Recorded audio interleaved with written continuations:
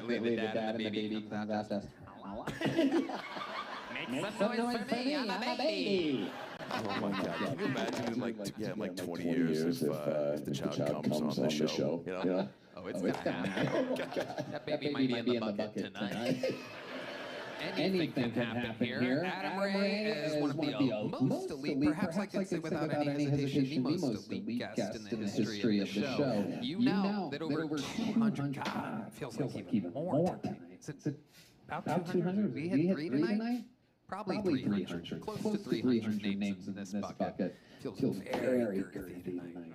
It's filled to the top. That's just how I like it. Thick and nasty. Yeah, probably gotta keep my baby away from the show. I was 50-50, but that just secured it. If I pull one of these names out of the bucket, you guys know what happens. I get 60 seconds uninterrupted. You know the time's up on the other side of the kitten. That means they have to wrap it up, then or else they bring out the angry West Hollywood bear. Red Man, 13 years on the job, still doesn't know what fucking button the second button is. Second button. You might think, what is it, the 17th cue of the night? Nope, number 2. You might be wondering, how long? 13 years. Again, did I mention 13 years? Every Monday, never miss an episode for 13 years? Yeah, yes. I'm going to let this woman who's definitely been human trafficked by this Mexican guy next to her pull the first name out of the bucket. She nervously dropped it. She wasn't expecting me to guess that she is being trafficked right now. How does he know? But while we go wrangle that first bucket pull, I got news for you. I know I'm hyping up a lot of things. I mean, guess the year, Hall of Fame, this, that. I'm telling you right now, kicking off the show tonight is my favorite lead-off hitter on the show's history. A golden ticket winner that absolutely just wins again and again and again. You know him, you love him. Truly one of the greatest golden ticket winners in the history of the show. For you on this special episode, make some fucking noise for the one and only Martin Phillips, everybody.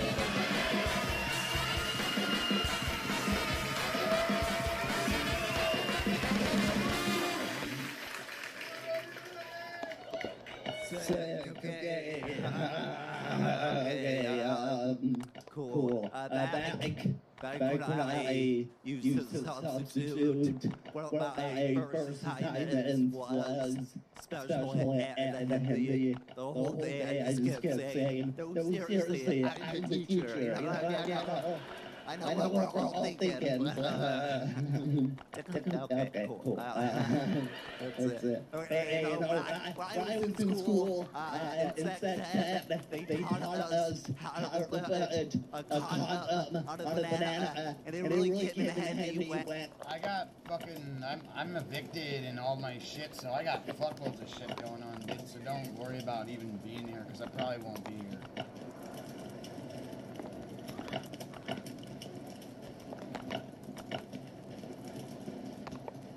I sucked a banana. I saw it at brown spots. I was like, don't want any of that. But you don't need a condom for a banana. It has a peel already. It's good to go. Not supposed to do on, Okay, that's it. There's almost 800 families now without homes and shit over here, so literally, like, pray for them. They're the ones that need it. You don't have to pray for me. There's no praying for me.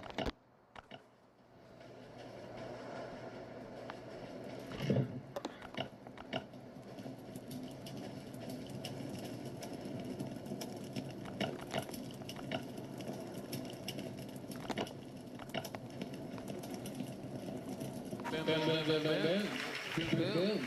Martin Phillips has done it again. Welcome back, Martin. Thank you. You look fantastic. I love that shirt.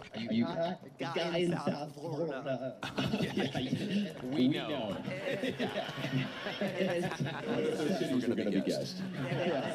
It's Trap Party. Okay, I like it. Trap Party. What has to happen for you to become the shirt version of yourself? I hang out with Patrick. I hang out with Cam. Yeah. I didn't hang out with black people. Yeah, we put that together. Yeah. face tattoo would do you good. It'd be like, hey, my disabilities are down here. You know what I mean? Distract everyone from what's going on. It's not distracting. I love it. Okay. Martin, you're wearing a backpack. You know what?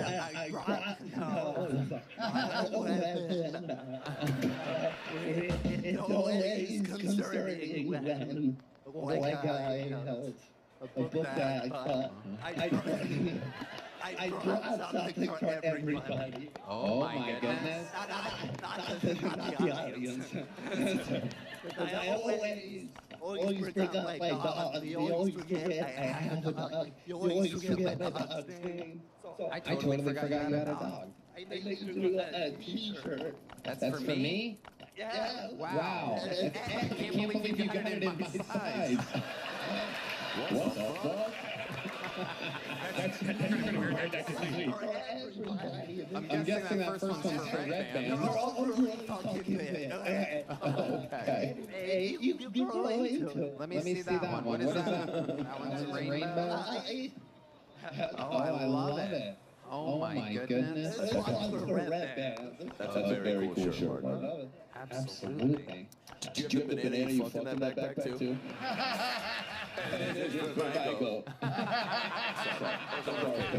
Sorry. Good impression. Do they only come in 5X? I can't, but it's the thought that counts. It is. It is. Whoa. I love it. Absolutely incredible. They're literally heavy. They are, if you're wondering how big they are, they are heavy. I love it. Very sweet. Is there a little something in there? Oh. I'm checking. No, we're gonna wait till you zip it up. I know you're waiting for it to look the other way, but we're not gonna.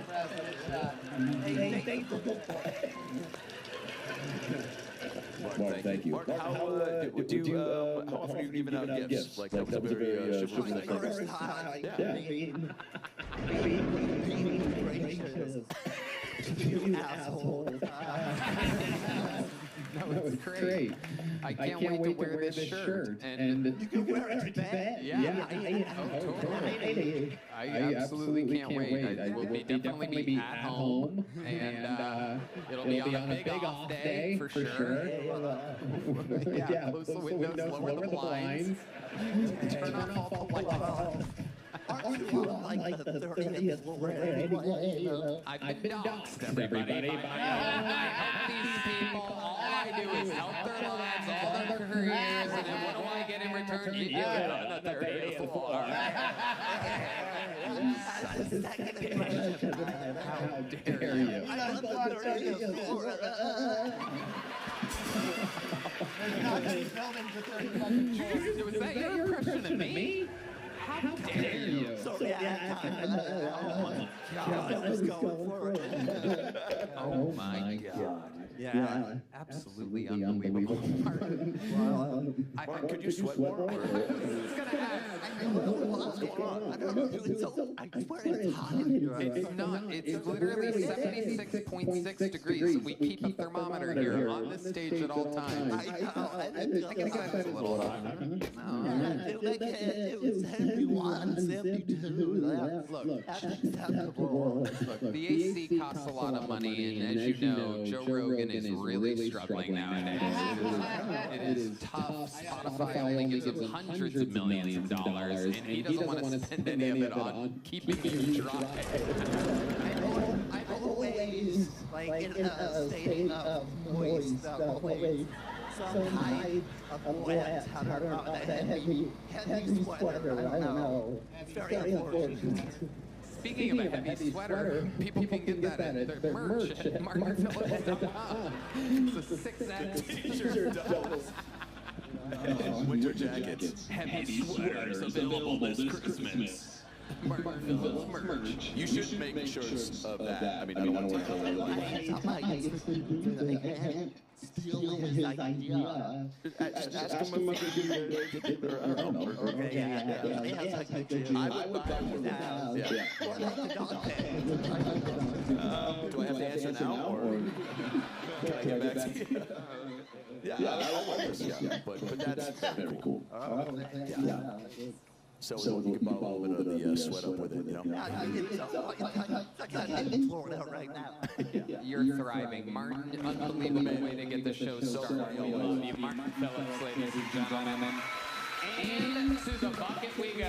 This is the heartbeat of the show. As you know, anything could happen. It could be the next great talent. It could be an insane person. Anything can happen. It could be an old person that's been waiting decades to be discovered. It could be someone that started just a couple months ago that's a prodigy. It could be good, could be bad. Your first bucket pull of the night, ladies and gentlemen, goes by the name of Chin Wei. Here we go.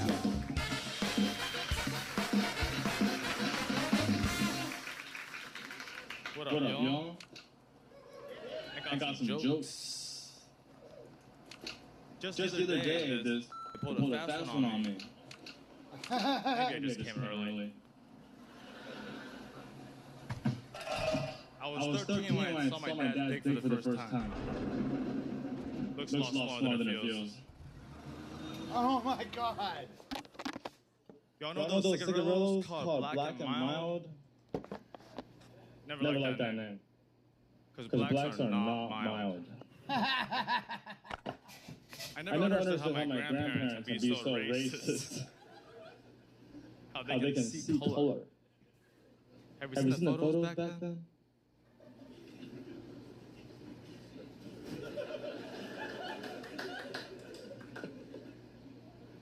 Just earlier, this homeless guy was asking me for money. In my head, I thought, God bless you. Because I'm not going to. Well, that's it. Well, that's it. Chin Wei. Welcome, our first bucket pull of the night. So when you say blacks aren't mild, I like to think it was a compliment. do you have a lot of black friends? One in Austin. What's his name? Chris. Where did you meet Chris at? Chris Brennan. Chris Brown. No. Yeah, it doesn't count. Random. We worked at a bar together. You worked together. You didn't really find this friend. You were assigned to work with him. You did not have a choice in the matter. Yeah. I would have seeked it. No. I'm joking. He's a cool guy. Okay. Cool guy. All right. Chin Wei, how long have you been doing stand-up comedy? About 5 years now, but I took a real long break. Was the break about 4.5 years? Apparently, No, it's all right. Why'd you take such a long break? I got a little distracted, actually. I got working on a side project. What was the side project? I wrote a movie. Okay, what's the movie about? That I actually wrote with Red Band and Adam Ray for producing it. Oh, you want them to give you money to make this movie after you just did that set? And make all the money from it. Okay. Wow. Do I have to answer now, or can I sleep on it? I gotta wear the shirt tomorrow. I gotta run a lot of stuff, so. Maybe you want to sleep on it. Yeah. What, do you mind if we, I would love to hear get into it. pitch? Yeah. What is it called? Rush Hour 4. So it's called... Chris is black, so that would actually work out. Yeah. But it's either called Allah Ha or Taliban. Really cool if you said we're gonna do 2 Girls, 1 Cup, the sequel. Okay, well, let's not let the title, let's not judge a book by its cover. What's the premise? Give me like a couple log lines. We're thinking about 2 canceled comedians ends up in the Middle East. Finds out that Taliban are more of their audience than Americans. And as the war comes to an end, they're stuck in a struggle of democracy or fame. And I thought it would make a sequel. It could be like, Allah, ha, ha, ha. Wow, you're already working on the sequel. I misjudged you, I'm in. I didn't know what I was going to come back with. There's actually a lot of heart in it. That's cool. I like to think I'm making fun of the right things. Yeah. No, just saw that in your set. Yeah. What do you do for a living, Chinwei? Right now I'm laying epoxy garage floors. How did you get good at that? I had a bar guest that was a regular, and he was like, you want to fucking lay garage floor? Yeah, you know, why not, you know? It's a cool guy. Okay. From working with hot chicks to working on laying hot floors, you know? Okay. Wait, you don't see any hot chicks anymore? Oh no, I see all Mexicans. Oh, okay. You don't like Mexicans? No. I like their food. Okay. He likes your food. Fucking around. No, none of that. How old are you? How do you think I look? Wow, let's do this. Okay. I am Asian. I am Asian, so it's wide range. Well, since you want us to guess your age, I'm guessing you're a 23-year-old female. I'm guessing 26. I kind of want to price this right $1, everybody. And say like 45, but I think you're 28. Wow. You just named all the Tiger style. Tiger style? Oh, wow. You're spot on. When was the last time you were on stage? I was on Kill 22 years ago in August. How did that go? Tell us about your Oh, life. it went great. I ended up kissing a cougar. Tiger style. Okay. Well played. Be a little tiger. You got a little tiger? Very good. That's a leopard, but we'll take it. Tiger's one blower. Yeah, that sounds like it. Sounds like something that would make out with this fucking guy. Thanks. Yeah, absolutely. What is your love life like, Chinwei? I can just picture you eating pussy for days. I mean, you look like a guy that you would have to, you'd have to fucking. All I do is bang, you know? Tell us about it, Chinwei. What's your big pickup line? You like a girl. What do you say to her? You seem like the kind of guy that literally gets all the pussy. Which way, Chinwei? No way. No way. You really do that? No, it never worked. Oh, yeah. What pickup lines? I think he was referring to. Do you have like a, how do you break the ice? Or break the rice here. Make the right. Damn. Let me ask you this. Let me make it easier on you, Chinwei. When's the last time you were with a woman? Final with. That's a weird answer. A couple months ago, I think it was a drunken mistake. But, you know, whatever, I'll be that mistake. Everyone. Yeah. And take us through what happens. Is this a bigger girl? Is that why you're saying a drunken mistake? Oh, no, I think I was her drunken mistake. Oh, yeah. Unfortunately. So take us through it. Like you guys were drinking, you're having fun, and then you go back to your place. You go to her place. We got drunk, took a Waymo, we made it out, and then where'd you take the Waymo to? Back to her place. Her place. Now, is there a reason why you didn't want to go back to your place? No. You have like a raised car bed? What's up? Do you have a raised car bed? I wish, dude. Probably cracked with damage, heavy bumper damage.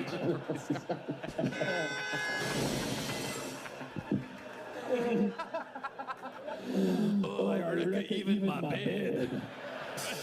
How do I wreck my bed? You're such a bad driver, I wreck my bed. Alright.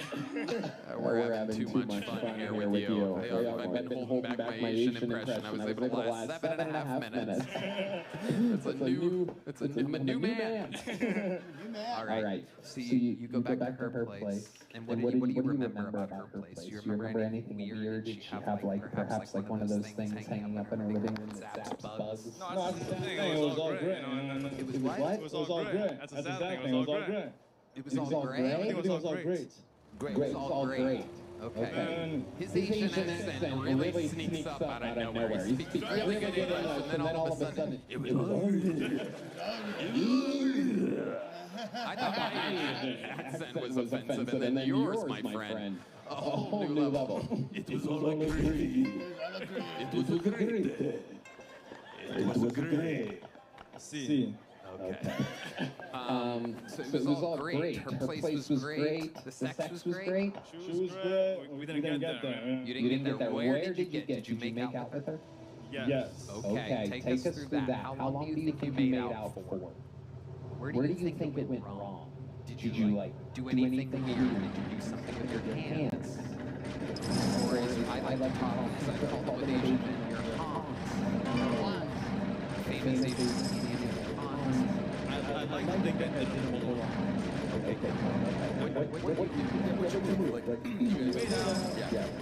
Every red light. But to be fair, my boy, Are you sure it was a red light? Because you guys, I gotta tell you, when you're behind the wheel, red light, green light. I can't deny that. It's a wave of white light for the red light. That's a great point right there. You know, once every 45 episodes or so, Red Man will just be an absolute genius for just a moment. Sometimes you really crack a case. What would you read? So about that movie.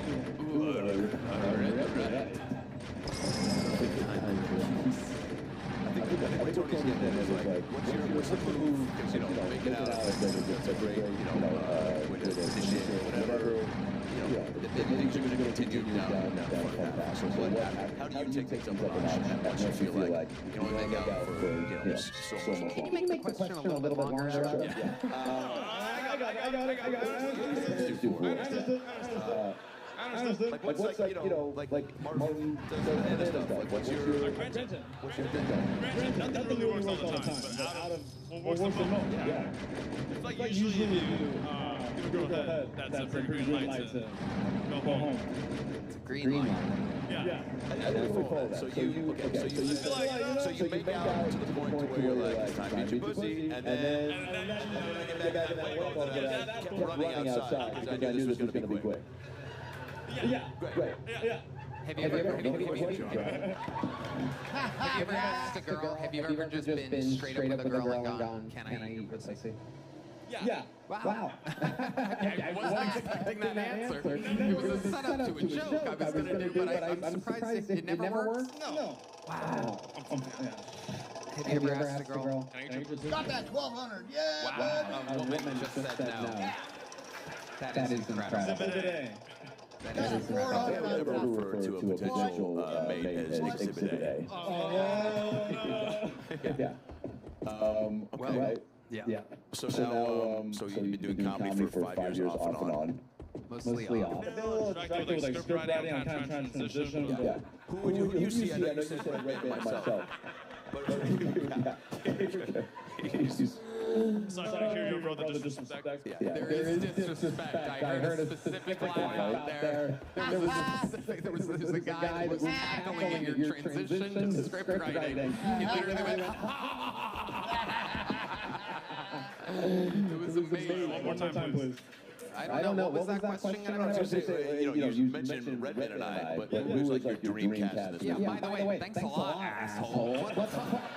Yeah, everybody, well, I wrote a movie for the band, Adam. I don't know if you're feeling, Tony, but we would love to have you, man. Oh, you would love to have me. Wow, thank you. I think I'm a little busy. No, it's great. I spent way too much time with you. The time is just flown by with you, Chinwei. You are a fun person to interview. What size joke book did you get 2 years ago? I got a small one. Well, guess what, my friend? This time, you're getting an extra large t-shirt from Martinville. Oh my God! First time in the show's history, the first person to ever win a triple XL t-shirt. Oh my goodness! Absolute history being made here tonight. What's going on? Why do you still have the microphone in your hand? One more thing, bro. You want to say one more thing? Okay, what is it? I was going to give a shout out to the... No. This ain't the shout-out show. Put it in. Chinwei, put the mic back. Okay, what's the shout-out? Now I feel bad. Go ahead. His name is Zobligation. He wrote the movie with me. Okay, all right, Chinwei, get the fuck out of here. There you go, Chinwei, everybody.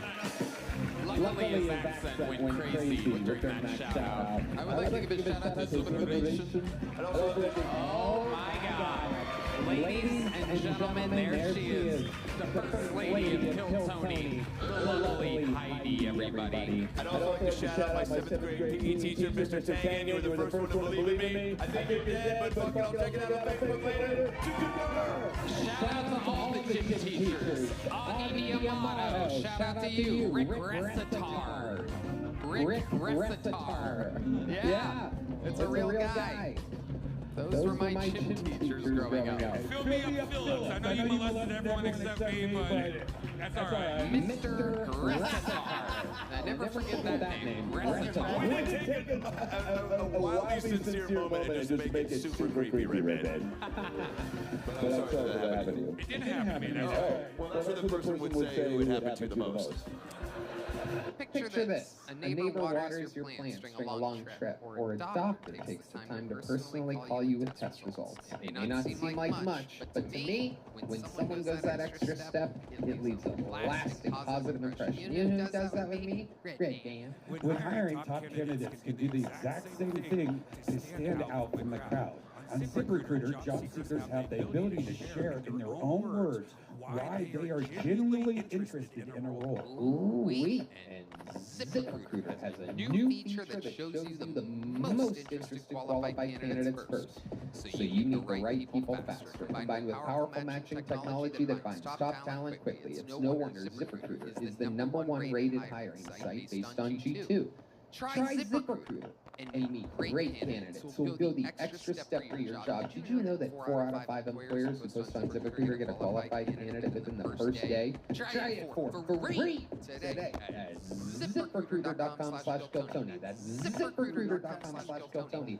ZipRecruiter. Meet your match on ZipRecruiter. Ladies and gentlemen, your next bucket bowl. I know what this audience is feeling. I know. That was an Asian comedian we just had up there. What if I were to tell you? You're about to get another Asian comedian. Your next bucket bowl. We know him. He's a comedy store guy. I believe now he lives in Austin, Texas. Make some noise for our pal, Fang Chow, everybody. It's the return of Fang Chow with a brand new minute here on Kill Tony.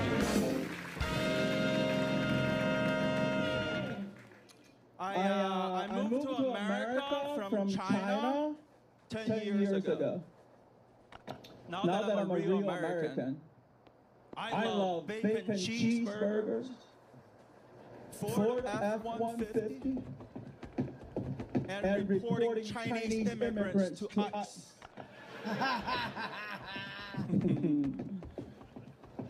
What I also love about America is I go use public bathroom here. I don't have to squat down, shit in a hole, next to 5 naked Chinese dudes.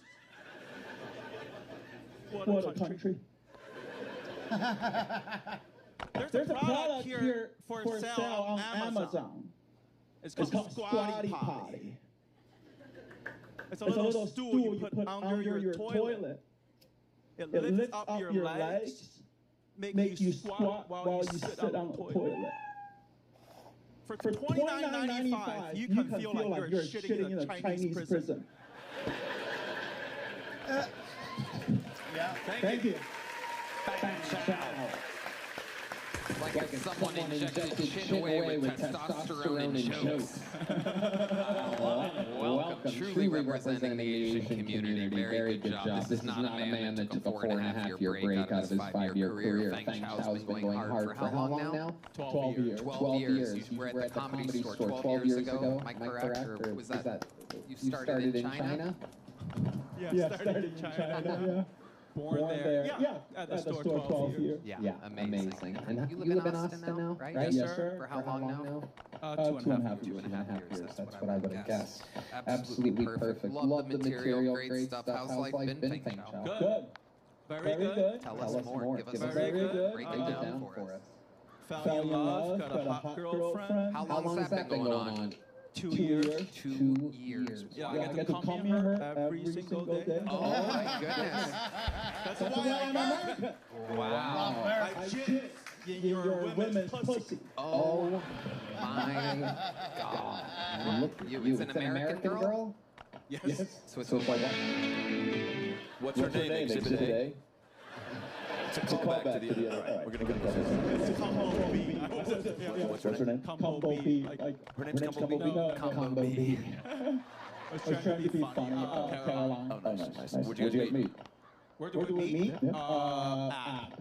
Ooh. I love that you just say the word app. That's amazing. It almost seems kind of suspicious. What was it, Uber Eats or something? What's going on here? That's incredible. So it's a big dating app? Bumble. Bumble. We love Bumble. I love it. So that first date, what did you guys do? We went to eat pie. Oh, nice. We went to eat pie. Tiny pies. Anyone know tiny pies in town? Tiny pie. That sounds like another Asian bucket pool I might pull up. Tiny pie, ladies and gentlemen. Tiny pie. We have so many jokes. Yeah, it was good. We had pie and I asked her out again. She's like, yeah. Do you remember what kind of pie you had that magical night? Great question. Meat key lime pie. Oh, good pick. We love key lime pie here. That is Red Band's pie of choice. What's your favorite pie, Adam Ray? The world wants to know. We've had you on so many episodes, I've never gotten a chance to ask you about your life of pie. Probably classic pumpkin, you know? Okay. Classic. Yeah. Maybe apple if I'm getting crazy. Sure. Rhubarb. Ooh, rhubarb. And rhubarb. No delicacy. Rhubarb. Who says rhubarb? That was one of our gym teachers. Mr. Rhubarb was her name. She was a lesbo. We called her Rhubarb. Do you remember your gym teacher's name here in the United States of America? Or did you spend most of your schooling in China? In China. Okay. How old were you when you moved to it? 25. Okay, what was the biggest culture shock when you moved to America? What was the thing that really blew your mind the most? Other than the lack of leaky laboratories that you had in China. It's like global disease. Lack of squatty potties? You love basketball, I bet. I bet basketball is it. I do love basketball. What is the biggest thing that there's too many choices here in America. You go to like a big fucking supermarket. Go to like a fucking supermarket and get like 50 kinds of cereal. You're like, oh yeah, that's why I moved here. Yeah. Cereal is out of control. What's your cereal choice, Adam? When I was a kid, it was Cookie Crisp. But also I had tits as a fifth grader. A bowl of chocolate chip cookies for breakfast. Hey, Mom, can I borrow your bra? The only cereal with criminals on the box. White robbers. Very rare to find in public, easy to find on a cereal box. Yeah. Frosted Flakes, I loved a lot. You know, one of my first jokes, I just remember this, I did it at an open mic. I would, so poor when I was starting out, and I had Frosted Flakes cereal a lot for dinner. I remember having Frosted Flakes for dinner one day, and I was singing this on stage, and I go, I was having Frosted Flakes for dinner tonight, super poor, whatever, and instead of, the slogan is, they're great, but as I was eating it in my head, all I heard was, I'm sad! Right. And it actually got more laughs here than it did, but yeah. No, yeah, I had Frosted Flakes for dinner many a time. Yeah. And I gotta tell you, that is the still would. You've heard of Wheaties as the breakfast of champions? Yeah. Frosted Flakes is the dinner of single moms. That's what if you had a single mom, then you had Frosted Flakes. Who's raised by a single mom out there tonight?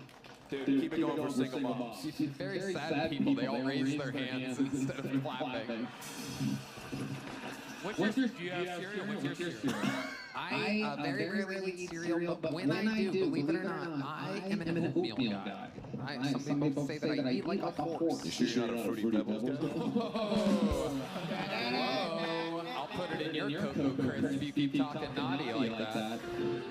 I'm gonna put a condom on my banana, you know what I'm saying?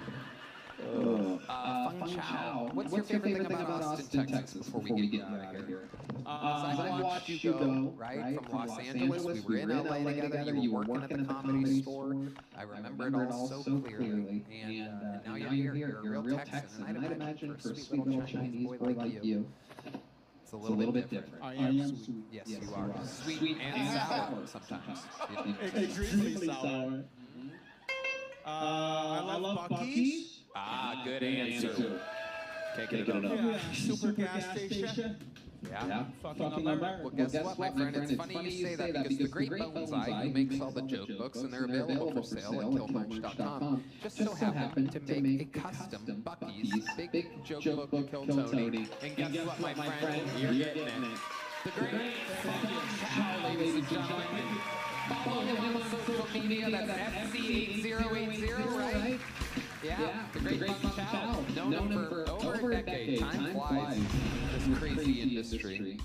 I'll tell you, this looks like a new name to me, everybody. Different handwriting, there's some quotations here, there's a lot going on here. Make some noise. Is this big? Big, I believe it is. It's either Billy or Big. We're going to say Big Ed 90 Day. Here he is, Big Ed.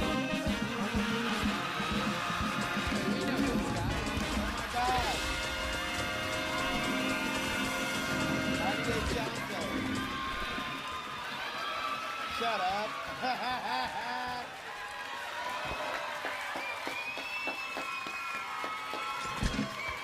Awesome.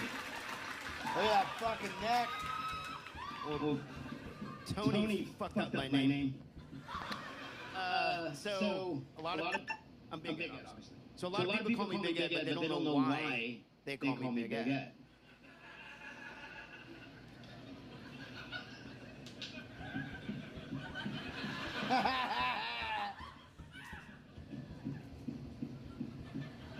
Anyway, so I love Austin. Fantastic crowd. I mean, you guys are fantastic. But I was at 3 Studio working out today.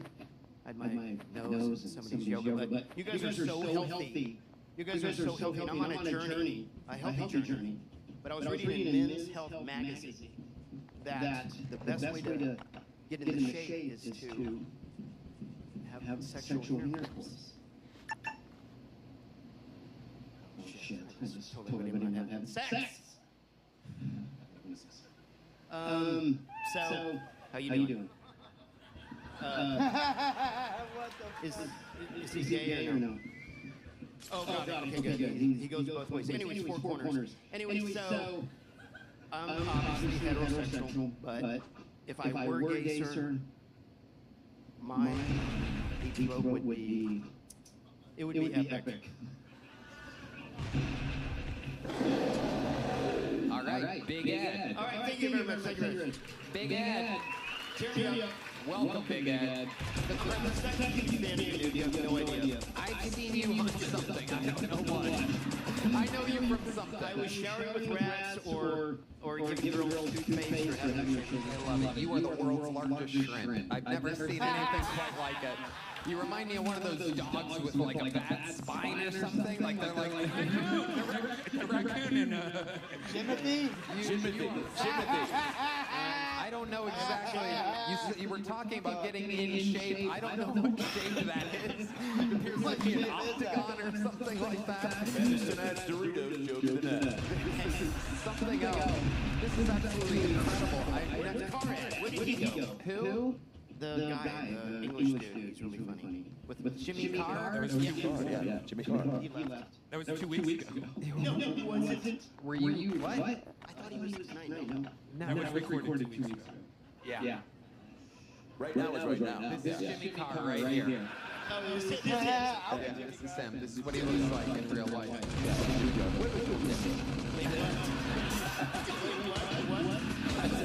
I said, just walk through them. Seriously, he wasn't here tonight. Am I on drugs? No, you're doing okay. Big Ed, less questions from you. More answers coming up. Here we go. Big Ed, so let's talk about it.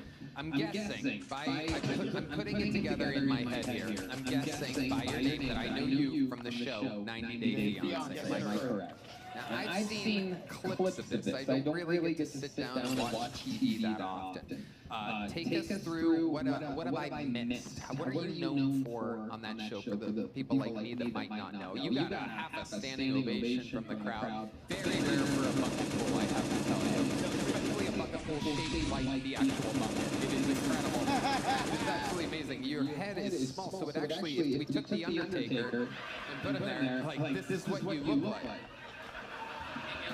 Your legs are very tiny. Hold on, let me finish this science test I'm doing. Your legs are very tiny. This is what you look like. This is what you look like. This would be my new headshot, I think. Okay, so short story long. I met a girl on Facebook, never heard of the show. I bought a ticket. I went to the Philippines. I showered with rats. True story. I'm big Ed. Look at me, I'm big Ed. Hey, you said my name wrong, Tony. I'm a big fan of the show. Talk to me. He's having playtime. Yeah. Talk to me.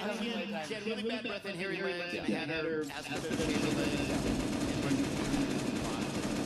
And then I came back to the States, and I shot at Mexico, and You got what in Mexico? I went to Mexico with a different dad. You have no idea. I bet I could guess. Yeah, so I stuck in a relationship. My last fiance, we broke up like 16 times. And yeah. Which means you got back together 15 times. Yes. Oh my What's God. your trick of getting back together with somebody? Big Ed. Oh, I see. Yeah. Okay. I'm serious. I'm pretty good. Anyway, so I stuck in a relationship. I can tell this is built like a snowman whose carrot's in the wrong place. You know what I'm saying? It's like when a naughty little kid gets a carrot. And I like carrots. My mom makes really good carrots. It doesn't look like you eat a ton of carrots, Big Ed. I gotta be honest with you. Your mom should give it to her. How does your mom make carrots? Redhead with another great question. This guy's really spotting the loopholes here tonight. The king of the loopholes is spotting the loopholes. With onions and bell peppers, it's really good. Okay. All right. This is Norma, by the way. She's taking care of my dogs in Arkansas. How many dogs do you have? 3. Okay. And are they all English bulldogs like you? That hurt. No, they're Maltese and a small pt2. I love it. I love it. Hell yeah. I love dogs. So, Big Ed, let me ask you this. You're in the reality show business, right? What other, how do you make money from that? So I have a Big Ed Malbec that's in 500 wines right now. It's a what? Big Ed what? It's a Malbec from Argentina. Oh, you make wine? Yes, sir. That's incredible. So Argentina imported, and then I also... You're shaped like the barrel that they're made in, by the way, so that's incredible. This hurts. No, you're doing good. Don't poop on this stage. I promise. And then I also in real estate flippers with my best friend.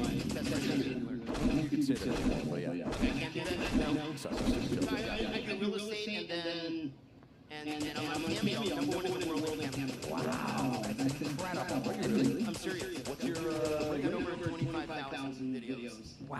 I'm not the most expensive though, but pretty funny. I love it. I love it. I put a chicken head on and I skate around my living room on my scooter. And my mom's sitting in my recliner with my dog. She doesn't even pay attention. I love that. To La Bamba. I'm not making this up. No, we believe that. Everything you said so far, no one's like, whoa, The way your mom's just sitting there through all day. her name's Norma. Yeah, I've not worked in 7 years. I'm not kidding. I'm not having a job in 7 years. I do camping, that's all I do. Where's your Adam's apple at? That is a good question. That's right. The apple is with the carrots. It's a children's book, you could write. Big Ed. Hey, I don't like you. I'm just kidding. Whoa.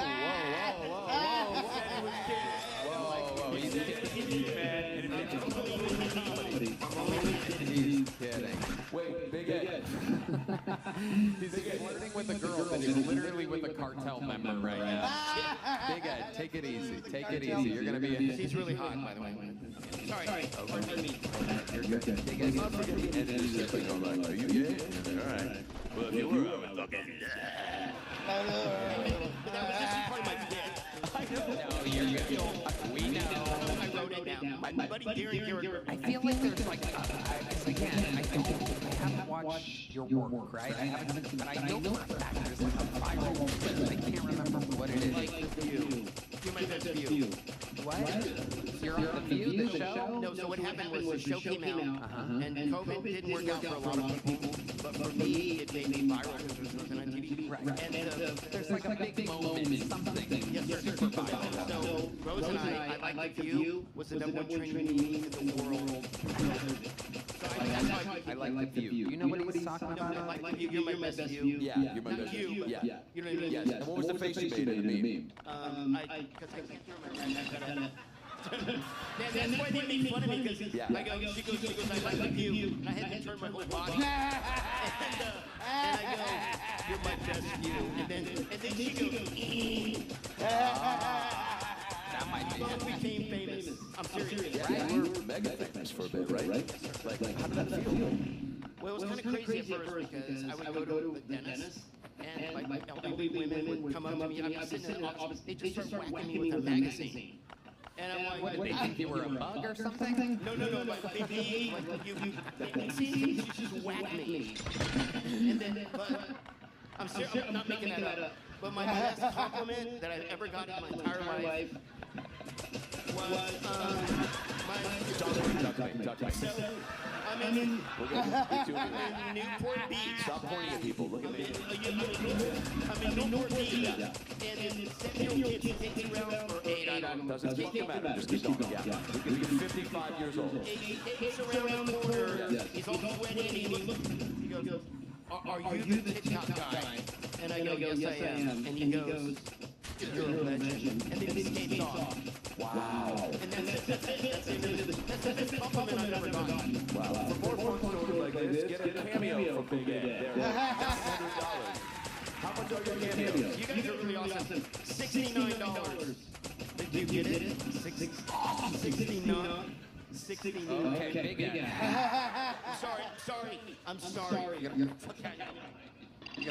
Yeah, I mean, yeah.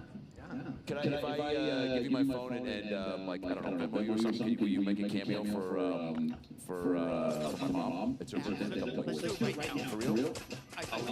Ladies and gentlemen, for the first time in your company history, you are inside. I'm going to give you the phone algorithm right now for you are watching a live cameo on a podcast. That's a live show. Her name is Carolyn.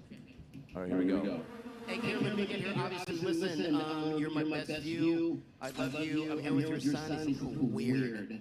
I'm hanging out with Kill Tony, and there's a girl in the front row that's driving me crazy. I'll probably die tonight. But anyway, I love you. You're my best view. Happy January 6th or whatever. Do the deep throat bit. She'll like it. What was that? What you ended your set with? Well, All right, here we go. All right, what's your name? Carolyn. All right, Carol, I'm not gay, but if I was, my deep throat would be... Okay, I'm going to go to confession on Saturday. So I can get communion on Sunday. It's a cameo or a Netflix documentary? Thank you. All right. Big Ed, before I let you go, this is another long interview. I mean, I've let this get out of control. But I know where, oh, that's crazy. Wow. So Big Ed, little bit. That was easy too. Those were buffalo wings down the street. Test his DNA, see how much comes back. Wild animal. Let me ask you this. Yes, sir. Because, like, you know, reality shows, this, that. What is something that's crazy about your life that you never talk about, that nobody knows about? Or perhaps something that people don't know about 90 Day Fiancé or your time there. Give us, like, give us an exclusive Big Ed breaking news. Okay, here we go. So, I used to work in a country club in Bella Vista. This is a true story. I used to bus tables, and all these guys would come in with beautiful women. And I'm like, one day, I'm gonna stuff them in your face. Wait, you're gonna what? I mean, I'm gonna give them the business. Like, I'm gonna be more successful. From the 30s? Yeah. Give me the business. Give me the business. When I get my hands on you, it's gonna be a whippersnapper. Yeah, right now I'm busting tables, but one day I'm gonna be busting you. I'm gonna look you, banker. I'm gonna gut punch you one day. So, Which would be your move. yes, it would be my height. So then I'm there with my crazy ex, like 2 years ago, before I moved back, and I'm in the same country club, and everybody obviously knows who I am. Yeah. And I go, and I told her, this is like, I never knew how I was going to do it. I never knew the what, the who, what, where, when, and why. And here I am. I'm on your show. Well, you got pulled out of the bucket. I know. Okay, well, I was in a bucket. But yeah, so It's not like you're on a panel or anything big. I didn't really make it, right? No, you're doing around longer than probably most of. You're doing great. most of it. No. But seriously, I fell in love with you guys. Hold on, so you're at the country club. You almost finished the story. Was that it? You were busing at the country club, then you ate at the country club. So there was Liz, and I go, hey, can I take you to show you where I grew up? And then she's like, no, this is all about you. And then we got a big fight. And now we're divorced. Now I kicked her out. I mean, well, I didn't kick her out, but I asked her to leave politely. Have any of your relationships just never ended easy breezy? No, well, I broke up with her 14 times via text. And It's like Ric Flair, by the way, 16-time heavyweight champion. So yeah, I'm not good at love. No, I'm not just not. I'm not good at it. Do you want to be? Yes, I do. You like chicken. Hey, I met somebody. We went to her gym. Her name is Ashley. She's really cute. Let me ask you this. Where do you live now, Big Ed? So I live in Arkansas. Okay, how long have you been in Austin? 4 days. Let me ask you this. Yes, sir. In your 4 days here, have you kissed a girl in Austin, Texas? You haven't? Why don't we turn up the red button here?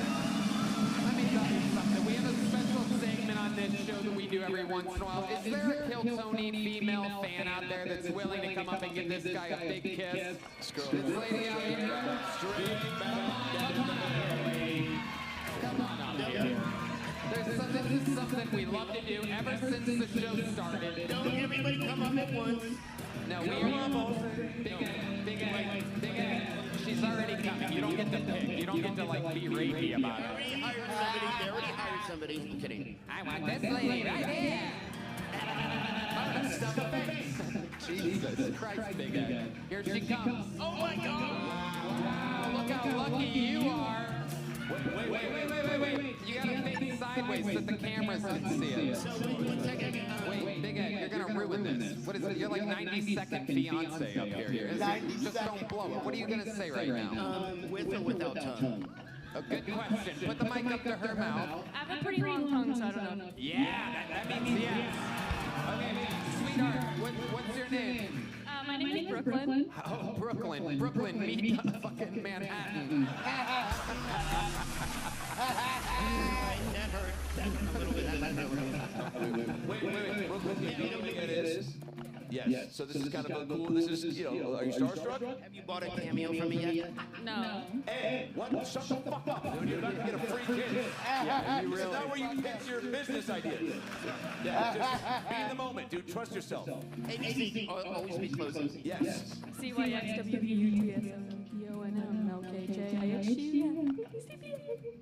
All I heard was UTI. I don't know what she said there He exactly. said ABC and she said the entire alphabet. Right. She thinks she's at a DUI checkpoint right now. Perfect.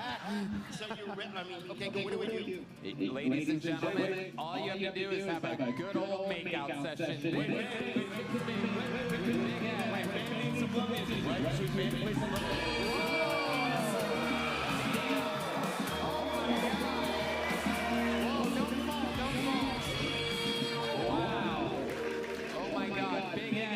Big Ed, grab that microphone. How do you feel right now? That was better than being on the show. Wow.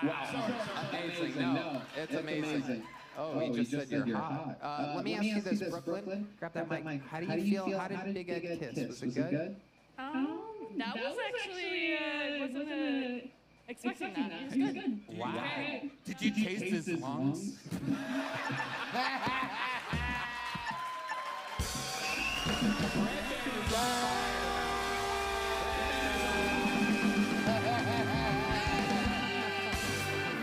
That's a red card right there. That's a red card. Oh my goodness. Anyway. Oh my goodness. By the way, does the timeout signal for red card? No, you're awesome. Oh my goodness. And look at that. Her roots are like the carrots that your mom grows. So hold on. So do I get to go home with you? Whoa, no, you don't get to Big Ed. No. Big Ed is the king of cock blocking himself, ladies and gentlemen. Do I get to take it like it's a joke book? Do I get to take it home with me? No, you don't get to, unless she wants to. Oh my goodness, look at the tits on this one, and also she has some too. All right, Brooklyn, here's a big joke book. You get that. Congratulations. You are a legend. Oh my goodness. Big Ed squeezing a little too tight, bud. Whoa, look at Big Ed checking out the goods on the way out like a real creepazoid. He looks like one of the Wonka kids that Wonka was like, the factory's yours, Charlie. Can I shout out my tattoo artist, Sky from San Diego? What? He also wrote, Oh my God, wow. What the fuck is going on right now? Oh my God. How many birds do you have? Wait, are these all falcons? What are they? Guardian Angels, sir. Guardian Angels? Wow. And he's in San Diego? I didn't realize South Florida had its own San Diego. That's incredible. No, I go to San Diego just to get my tattoo. Okay. Big Ed, you were like the longest interview in the show's history. Here's a big joke book, buddy. Unbelievable times. Incredible. We love you. One of the funniest penguins in the world, ladies and gentlemen. One more time for Big Ed. There he is. Big Ed, put the mic in the mic. Grab the mic stand. Put it on the X. Put the microphone. There you go. Big Ed, clean up after yourself. There he goes with his joke book. There goes Big Ed, ladies and gentlemen. Big Ed, get the fuck out of here. I love you. Get out of here. Jesus Christ almighty. All right, ladies and gentlemen. By the way, that's just crazy that just happened. I mean, that was awesome. I have to be honest, I've never seen the show, but I know who it is. The place went crazy. Your love joke deserves a lot more than a guy. What did I You do? just casually said, you said old women smack me in the dentist's office, and you go, because they thought you were a bug? That is true. I almost died of laughter at that for some reason. Jovial guy. I mean, like, he is Baguette. Where's the zapper? Here, grab that zapper. Every once in a while, during the summer heat of Texas, we have a little fly issue, and we like to kill flies live. We're the only major broadcasted show in which we kill flies live. On the show, they are lingering around the Mexican couple. Spoiler alert. Shit. It's a quick little fella. I think Big Ed just turned into the fly. 1 second, he's Big Ed. He's like, I'm out of here.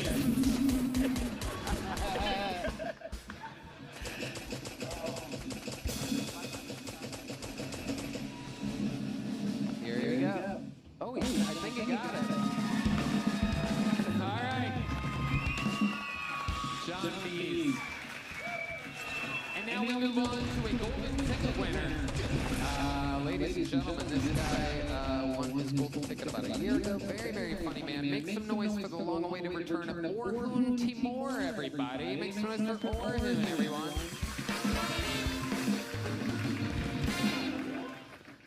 Thank you guys. I meant to get back there. Man has a heat, he doesn't have a neck. I don't know how you guys achieved that. You guys like arguments? No, you don't.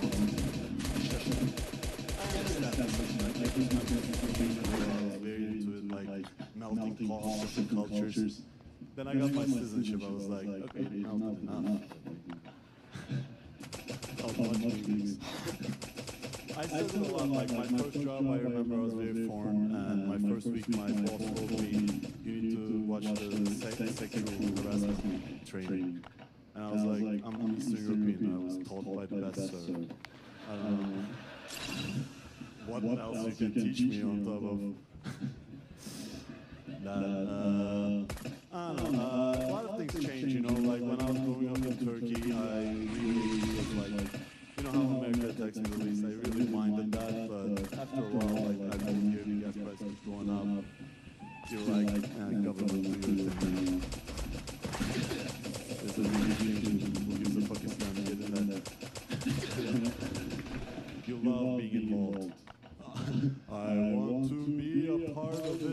Libya. All right, Libya.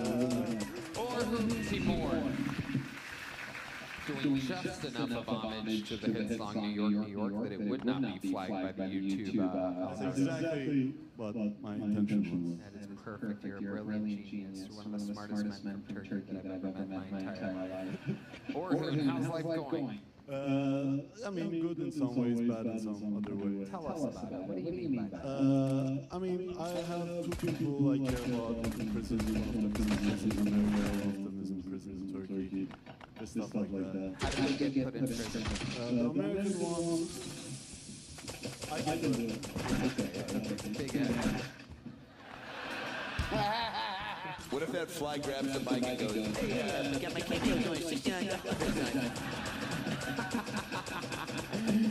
Hey, I like the view, man.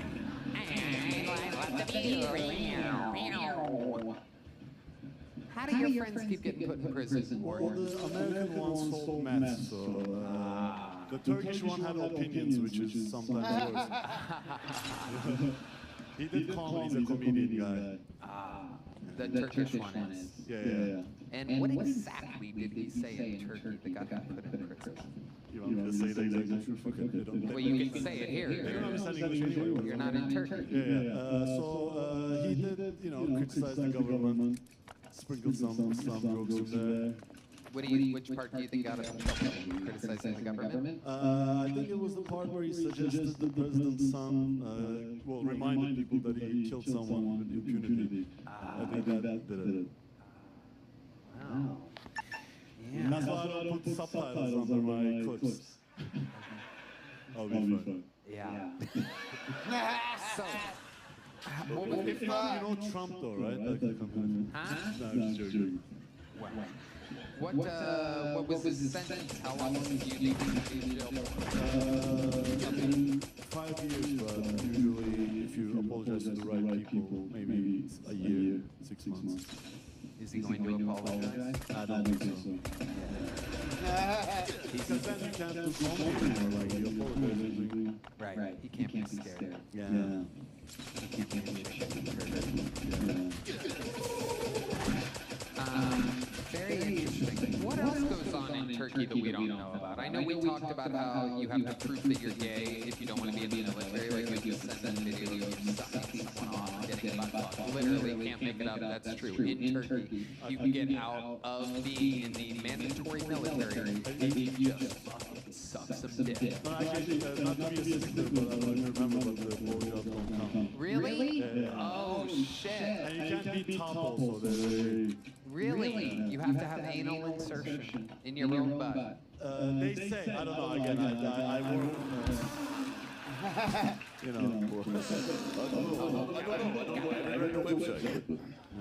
That is amazing. I like when you said open fun. Like that was, sounds like something maybe like tag it into your jokes. Do you have a catchphrase or some sort of like an overall, I guess, like people suggest you say this a lot, but when they say it, I don't. You don't have that. Your style of comedy is very dry. Is it because you're from Turkey? Oh,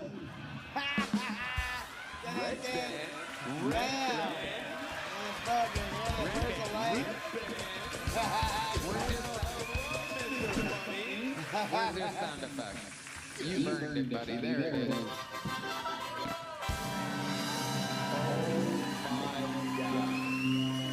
Wow. There's like a red can section tonight, by the way, over here. Just a bunch of morbidly obese comedy fans. It's incredible. Good to see you guys. By the way, I start dry. It takes me 10 minutes usually to get to the wet jokes. That's another turkey joke. Hell yeah. Wow, look at you guys just firing back and forth. My goodness. Okay, so, Orhun Timur, what are you doing for work? You just do stand-up comedy? Is there anything else? You seem like the kind of guy that doesn't mind painting sometimes, painting a wall or something for somebody. I paint t-shirts. You do? Yeah. But do you want one? Do I have to answer now? Or? That's the third time. That's the last time I'm going to say that. But you do have a painter vibe. Like, I don't know if it's a ponytail and the stash. Like, it's like you look like Bob Ross's son. You know who Bob Ross is? Yeah. You know the guy who's like, I'm going to put a little tree. I'm going to put a little black guy right here. Yeah, my dad has never been that friendly like Colm. Yeah. You said your dad wasn't? Yeah, he's loving. Tell us about your dad. We want to know the tough Turkish dad. Yeah. I mean, he's an interesting guy because you can't just swear at him for minutes and laugh, but then you drop his pen randomly and you get literally. You never know with him. Does he have a special pen? I mean, pen people can be very serious. I actually, it's a weird thing that I've done recently. I use Sharpies on this show, but at home, yeah, got a little collection. I got into some weird shit now that I'm in my 40s. Mine's just like a regular old Bic, like a disposable pen. Like a yellow, I don't know what we're talking about. Well, if it's yellow, it's probably good. Yeah. Probably a good pen. That's the rich pen color? I mean, it's a pen, as long as it's not a highlighter. If he's freaking out about a drop highlighter, that's completely nuts. But if he has a yellow pen, it's probably a good pen. Oh, well, now I forgive him.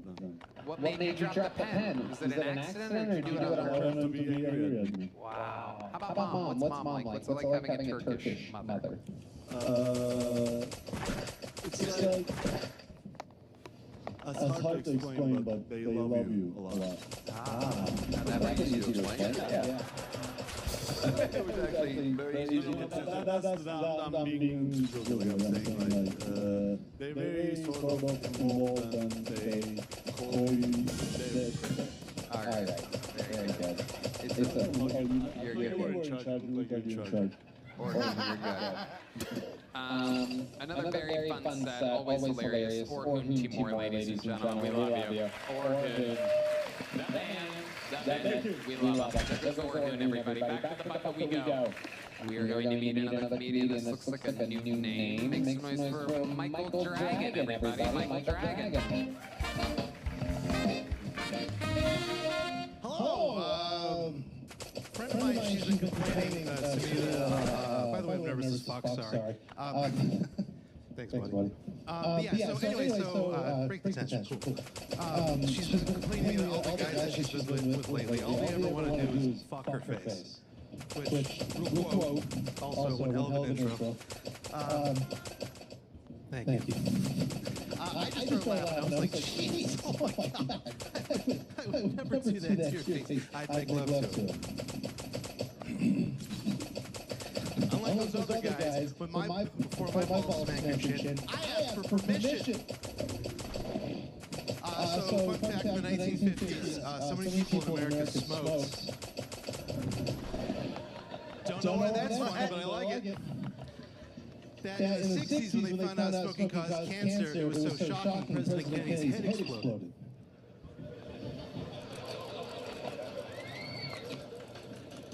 Too soon, ma'am? Too soon?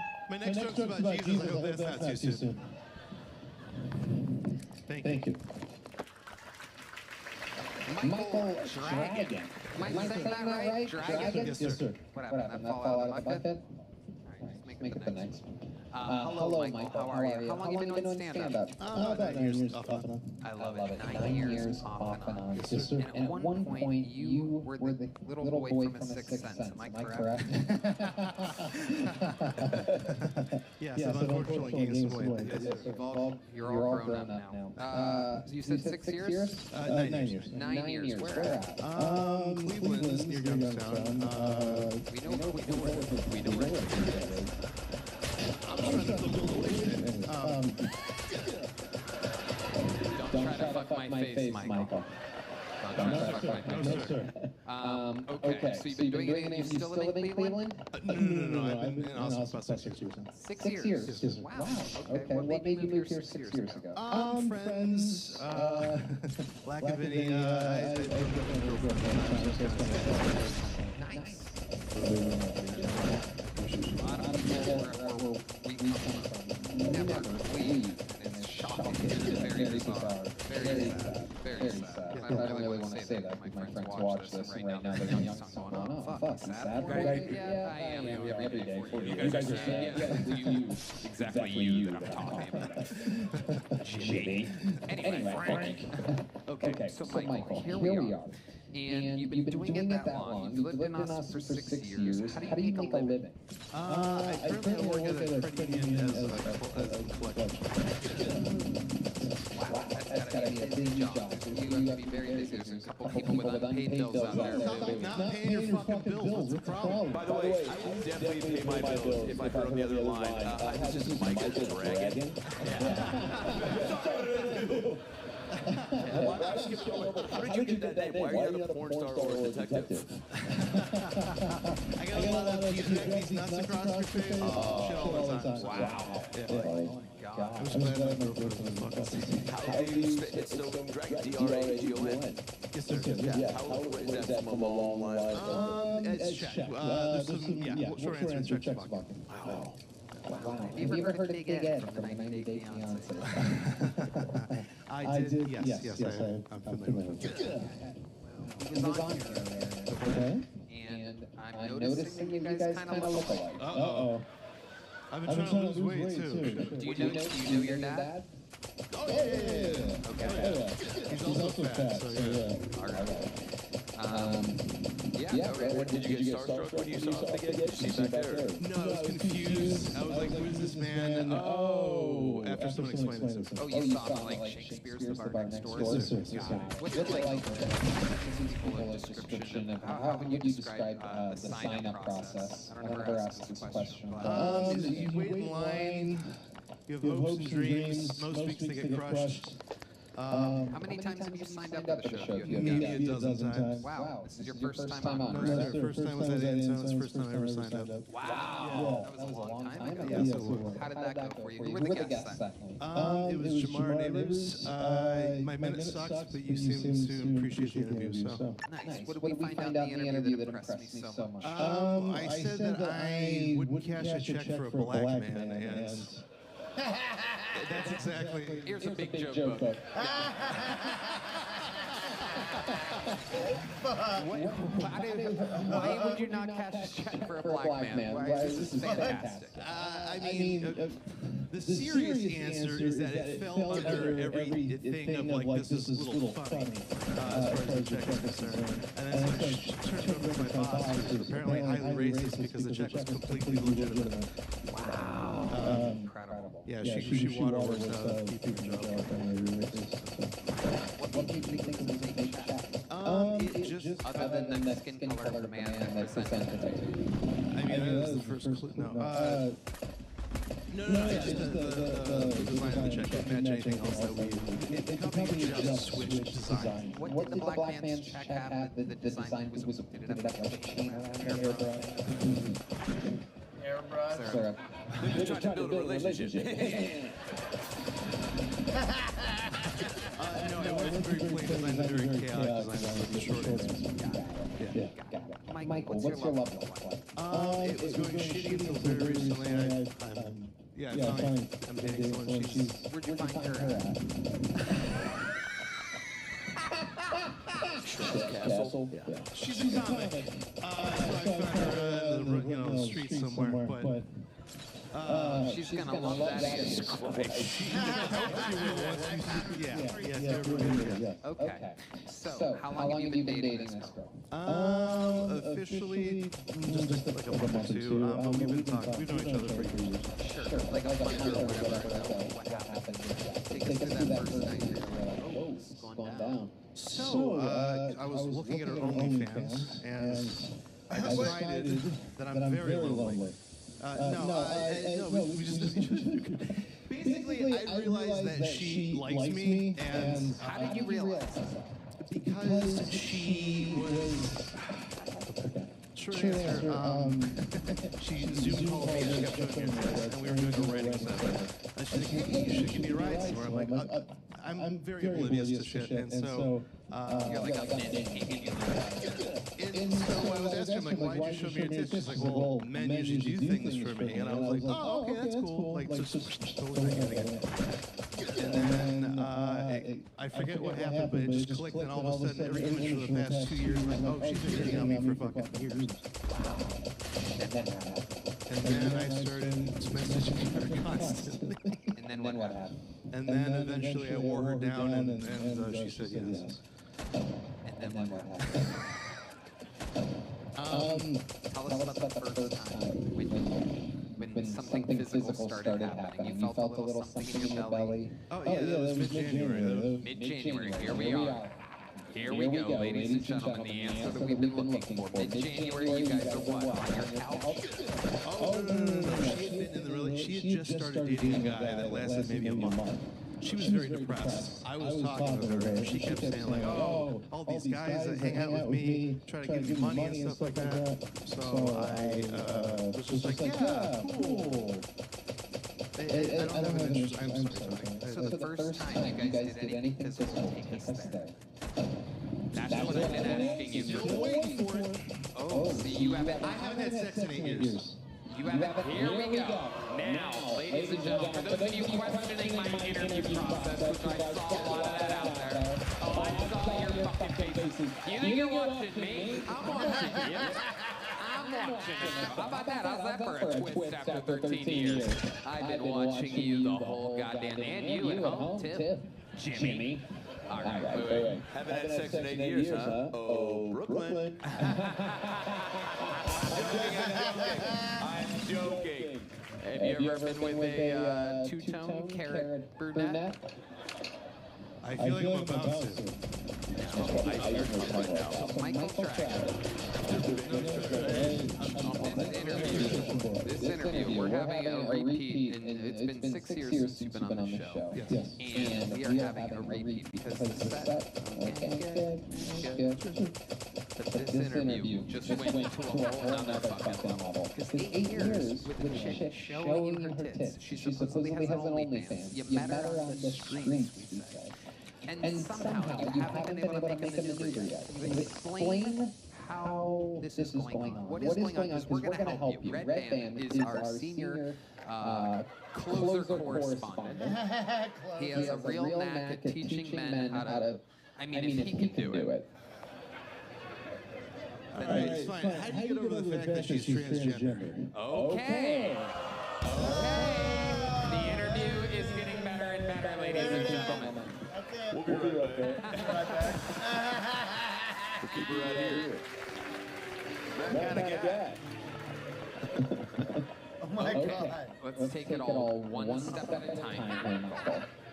So, the transgender woman showed you her tits a few months ago, right? And then a month ago, you say that you guys are officially dating, right? Because did you say that? Did you ask her? Did you say, will you be my will you be my it friend or whatever it is? Will you be my them friend? My they friend? What is it exactly? What do you call that when it's transgender? Honestly, we just kind of joke around, but she'll make a thing. I told her to kiss me in Russian. Just like flirty stuff. What is kiss me in Russian? Wow, I wouldn't have guessed that. Something Minya. Minya is me, and then... Okay, let's go back here, Michael. So, you knew she was transgender the whole time. Definitely. You guys have been laughing together. Oh, fuck yeah. Hell yeah. What a dumb fucking question, Tony. I did not know. She's very open about it. I've sincerely always thought of her as a woman, but Great. John B says a great point. He goes, that's why he ignored the titty pictures. It's just basically fake tits. They are fake tits. It was real tits. And your girlfriend has a penis, right? Yeah. Okay. But you've never seen it. Oh, no, plenty of people have seen this. But have you seen it? Not in person. Not in person. Only on OnlyFans? Yeah. Have you smelled it? What the fuck? That is a disrespectful question, Red. When you have someone being open on a show like this, it is disrespectful. Not even 16 minutes ago, you were doing dry turkey material. You're doing dry. Did you smell the trans cock? He's back. Jesus Christ. Sorry. That's so good. But Red Man, you can't ask questions like that. Have you smelled it? Smell this guy? No, I have not. Okay. So, what do you think? The close? Have you kissed? I'm a huge pussy, so no way. We have no. Is he a huge pussy too? Or is it more of a busy morbid dick? You know what I'm saying? Why are you so nervous? Like you came out of your set tonight, you're nervous. Someone in the audience just said you, by the way. Correct. No, I am just a nervous person. But as far as doing that, so because I haven't dated anyone in 8 years. So what happened was I stopped dating someone, and then I was very sad about it for a long time, and then it just became momentum, and now it's like I'm trapped in my fucking this momentum of 8 years. You know what I'm talking about? When's the last time you kissed a girl? 8 years ago. If I told you you can kiss a girl right now, would you take me up on it? I depends which one. Better than what you're probably used to. Okay, so my serious is I like Is there a woman out there that's willing to kiss this guy? Is there anybody other than Brooklyn? But then again, since she has men's saliva in her mouth, she'll probably enjoy it. Is there a different woman that's willing to? This guy hasn't kissed a woman in 8 years. Is there a trans woman out there that's willing to? We found one. All right, come on this way. Horn players, let her squeeze through. Come on through. Sorry, Alexa. Sorry. Alexa should have made her. Jesus Christ, look at this. You're leveling up. I mean, oh my God. Wow. Hello. Amazing. What's your name, sweetheart? Julia, ladies. Come on, hand for Julia.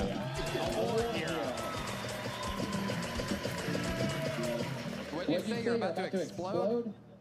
I don't think you're going to disappoint her. Just relax. Let it rip. Feel normal. Are you going to give him a real kiss? Julia, I think you should go for it. Just relax, just have fun. Yeah.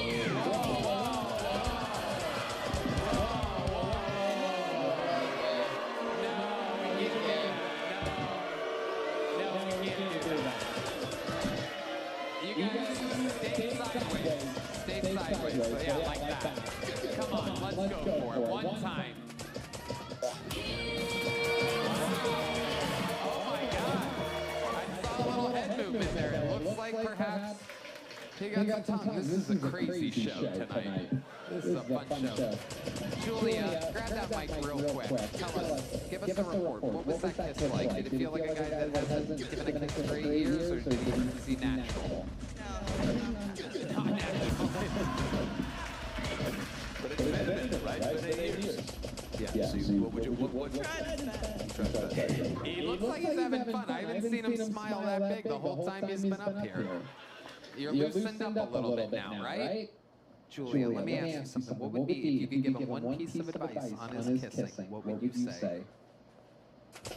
You fucking better. Oh!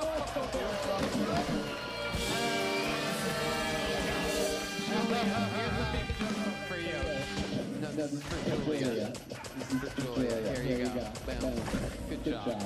Yeah. Good job. How about a hand for Julia? She's the hero, ladies and gentlemen. Good job, Julia. Julia, I'd love to have you on the Secret Show. Red Man is on fire tonight. This is incredible. Red is the MVP of tonight's episode. Red Man saved all of his funny material for tonight. Yeah, be careful, you're going to get booked on your own show.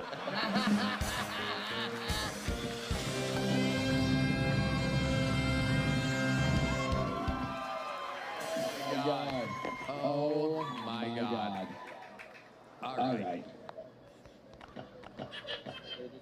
Really? Really? All right. Oh, okay. Here you go. I'm giving you a medium-sized joke book, Michael. You would have gotten a big one, but you went for that hug at first. And that really disappointed everybody. You guys are booing the medium joke book selection? You're booing him, very good. About to have to empty the first 5 rows of people here and trade them in with the people waiting outside. Michael, good job. You did it. There you go. Michael Dragon, everybody. You gotta loosen up, Michael. You only live once. I have been informed, ladies and gentlemen, by the powers that be, that Julia actually signed up for the show. Is that correct? So we are saying that the girl that just kissed him signed up for the show? Oh, his girlfriend signed up for the show. Is she around? She's right here? Or next door? Okay. We will get her up here. This is going to be very interesting. Not the girl that just kissed him. His actual girlfriend who he has never kissed. Signed up for the show. We are wrangling her right now instead of moving on. You thought the most interesting thing tonight was going to be Tony's pen hobby. No, stick around. Stick around.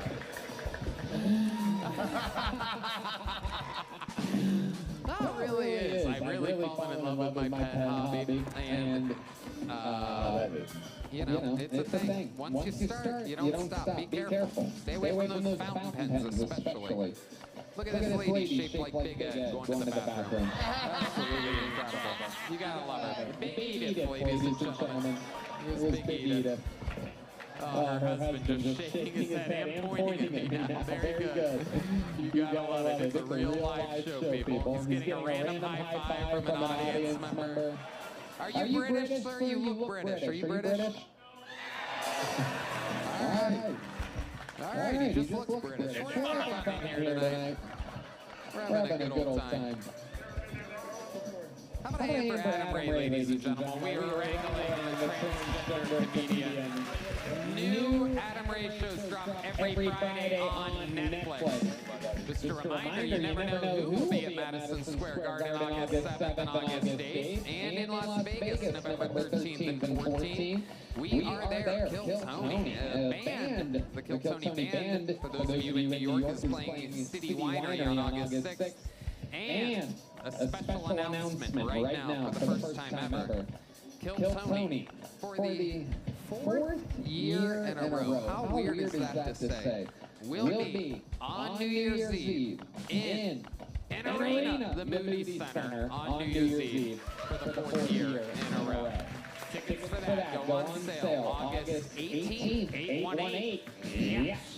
Using the promo code KILL26, you can be the first people to buy the only Austin Kill Tony in which tickets are available. That is New Year's Eve, our 4th year in a row, 818. 818 till I die. August 18th, in memory of the great Brody Stevens. Fun fact about 818, I'll be throwing the first pitch at the Houston Astros game. The California Angels.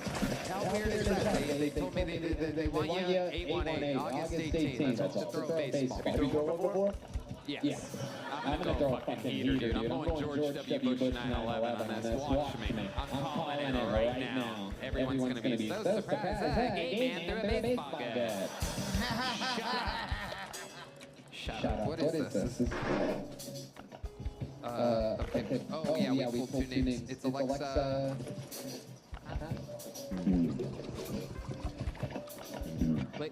Ladies and gentlemen. You think so? Very good. That's always very professional. You always love a good I think so on the number 1 biggest comedy show in the world. I think so. Ladies and gentlemen, you know her. She's been on the show before, once before, but now you know her as Michael Dragon's girlfriend. This is a brand new minute from Alexis Alizari, ladies and gentlemen. Here we go.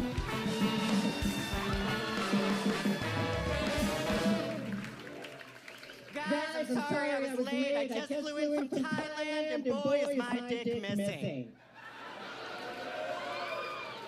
So, guys, I'm at the point, I lie about my age on dating apps. And it's embarrassing because this guy caught me. He picked me up in his truck. He took one look at me, one look at my Tinder profile, and he says, "There's no fucking way you're 12. Oh my God. I have two apps, one that says I'm trans, one that doesn't. Big difference. On the profile that doesn't say I'm trans, guys are like, "You're beautiful. I would love for you to meet my family." On the profile that does say I'm trans, I got a message. It just said, "My girlfriend is out of town. Can I shit on your chest?" That's disgusting. That's awful. He had abs, so I did it. But the joke was on me because his dick was so small I could do a line of fentanyl off it and live.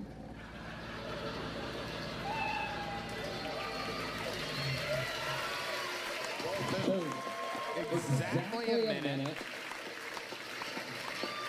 She's done it again. Alexis Salazari, 2 for 2 all-time Kiltony appearances. Welcome back, Alexis. Thank you so much. I'm so happy to be here. You're fantastic. So, Alexis, let's get right to the goods. You know what I'm saying? Let's get right to the goods, because Michael Dragon was up here earlier, right? And he had a good set. He had a good set. Nothing too crazy, but a good set. And then we're in the interview portion. It's going on and on. I'm trying to figure out. Something felt off about he was telling me that he has this new girlfriend for a month. Something felt off because I'm like, when did you first hook up? When did you first like do something physical? And then I keep digging and digging and digging and digging, and then finally I find out he hasn't kissed a girl or anything like a girl in 8 years. So Alexis, let me ask you, you seem sexually active. You seem, I mean, you just said that a guy took a shit on your chest. Which is like, I don't think that's third base exactly. You know what I mean? I'm pretty sure that's fucking the dugout.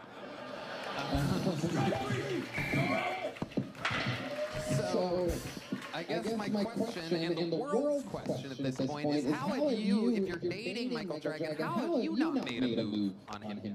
Well, I mean, I feel like it's because, you know, I've lived a crazy life. Like, you're from Ohio. Like, this, okay, so this might seem like off, and I don't want to get too personal with everyone. But Michael Dragon is the first guy I've ever dated that has not had a swastika tattoo on his face. Wow. You gotta get out more. Gotta get out more. I'm just saying, I've fucked more Nazis than a Russian winter freeze. Wow. Whoa. I'll give you an example. Youngstown, Ohio. Met this guy. His name's Phil. I pulled out his pants, swastikas on his dick. Really big, so it turned out to be my struggle. Wow. Sucked him so hard he Auschwitz. Wow. I'm not going to go through all the ones I have because I have about 6 million of these.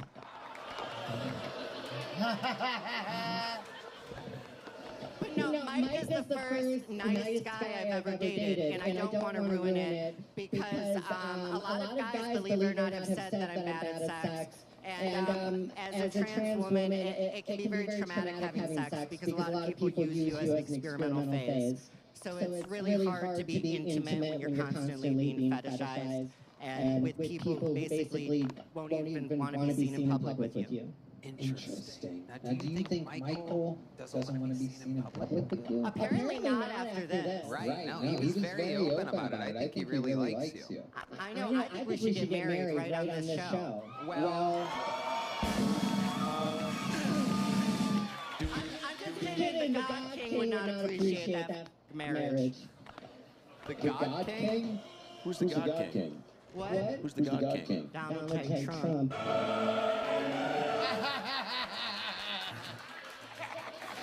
No, I don't think gay people should get married. So I mean, I mean, you know, what do I know? But I think that the God King, aka the reigning, defending, 3-time President of the United States of America. Hey, you watch it. You watch it. Hey, you didn't do it. I think he has a... You can do whatever you fucking want, sweetheart. Thank you, President Biden. But I just want to say, I think that the God King President Trump gets a very bad reputation. And I think Trump would love it if we had a trans wedding on this show. You're welcome. You're welcome, God King Trump. The one and the only. Great UFC card, by the way, I must say. Okay. I mean, I just want him to pay for my pussy so he can grab me by it. Okay. Let me ask you this. How much does a new pussy cost? $20,000. That's how I know trans women are the dumbest men on the planet, because they're the only men that'll spend 20 grand on pussy and still not get a blowjob after. That's hilarious. So it's like 2 MacBook Pros. Basically, yeah, it's fucking expensive. Like 100,000 pence.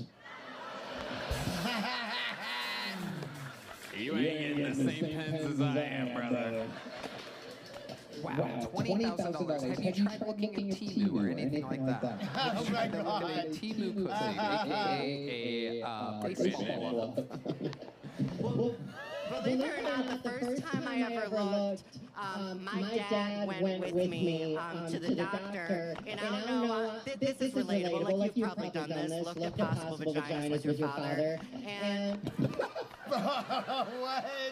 And he's looking through it, but he doesn't know anything about gay shit, but he knows about cars. So he was describing them like someone would describe a car. He was like, oh, don't get a Thailand rust bucket. You're not going to have any backseat room. Wow. Absolutely incredible. But it's a common misconception. A lot of transition is out-of-pocket pay. Out of pocket. That makes sense. Yeah, that's why I'm prolapse, trying to pay for all that out-of-pocket expense. Right. And so, but you are interested in getting the surgery. Yeah, I mean, I think I would definitely like the surgery because I, identify as a woman, and I think it would be easier to go through life because I feel like a lot of trans people nowadays, kind of have turned into something more political where it's kind of, I view it as more of like, just an illness that I deal with, similar like autism or ADHD. It's just something I deal with. Like, I get like a lot of hate for that sometimes. Like, I posted like, I don't think kids should transition on Facebook, and I got a bunch of hate comments. Can I just tell you, after hearing you ramble that long, you really are a woman. Thank you so much. No. The transition is complete, ladies and gentlemen. Alexis, No periods. I do this out of everyone that's... What did you say? Red Man is cranking great. He's really kicking it. This is absolutely incredible. What did you say? He said she talked all at once, there was no periods. And she doesn't have periods. A woman that doesn't have periods. Okay. You go ahead. I was going to say, everyone that's made their way on stage tonight, you've come with the most energy, jokes, time, making the best use of your time. And I hope that you recognize that. Because the show, obviously, like, you love it when it's great, you love it when it's a train wreck, but, like, it's always fucking cool when you're like, oh, I want to make the most of my opportunity. And you did that. It was awesome. And we love that here, believe it or not. You know, I'd love to have you on the secret show at the Creek in the Cave this Thursday.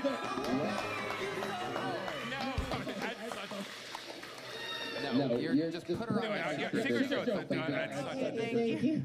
And here you go. Here's a big joke book. Oh, thank you. If you fold it correctly, it turns into a pussy, so good luck. There goes Alexis Salazar, ladies and gentlemen.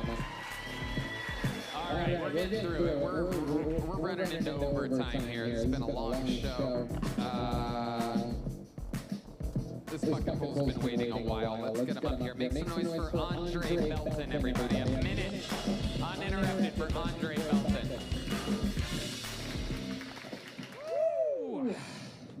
I'm half Latino, just means that my dad is white and my mom knows how to seize an opportunity. That's the guy from fucking... Us Latinos, we have not been doing well. I don't know if you guys can tell from your gated communities. We haven't, but no Latino has gotten it worse than the president of Venezuela. Because we straight up stole that guy. We stole him. We straight up Ocean 11 him in the middle of the night with Nike sweats on and threw him in a cage with an angry Latina. Okay, that's... You know how much of a wild boy you have to be the only Latino to be forcefully imported? That's crazy. I like to imagine Trump visiting him in a jail cell. Look at who it is. You were talking so much shit over Xbox Live, now look at you. You said I couldn't find you, but we literally found you in 3 seconds. It cost taxpayers $38 billion, but we did. We found you. Andre Belton, everybody. The rare Latino doing a Trump impression, a.k.a. the God King. Welcome, Andre. You've been on this show before? No. Okay, it's your first time. This is my second time signing up. Okay, congratulations. How long have you lived in Austin? How did you know I lived in Austin? I don't. Right now you could be, I'm actually visiting from New Orleans. And I'd be like, okay. No, I do live in Austin. I moved here about 9 months ago. There you go. Took us a while to get there, but we got the answer out of you. 9 months. What do you do for work, Andre? What exactly? I sell myself on the internet. Yeah, he's an internet content creator. Of course you want to know what that means. Go ahead, Andre. No, I do like comedy online full time. Social media, stupid videos. Okay, like your biggest video, what is that? Can you describe what you did on that video? To where you make a living making videos. He's got hundreds of millions. I do a lot of reaction content. My biggest video has like 58 million views, which is insane. And it's literally just a guy backing up, a reaction to a guy backing up. And this bitch is like, you can't back up like that. And then he backs up and like does perfect parallel parking. And I was like, yeah, that's right, bitch, he's right. I'm on his side now. And that was it. That was literally it. Okay. Yeah. Big Ed has a video where he just turned and it's got 100 million views. I know. Is that wild? I wish I had his neck. Yeah. You know this guy. You saw him next door at Shakespeare? I did. I mean, it's kind of hard not to see him. He kind of stands out. He stands out. Does stand out. Let me ask you this, Andre. What do you like to do for fun? What are some hobbies of Andre Belton? You seem like the kind of guy that likes to take a little, maybe a little parkour once in a while. Parkour. I'm feeling some parkour. Well, I do like hopping borders. That's fun. You do what? Hopping borders.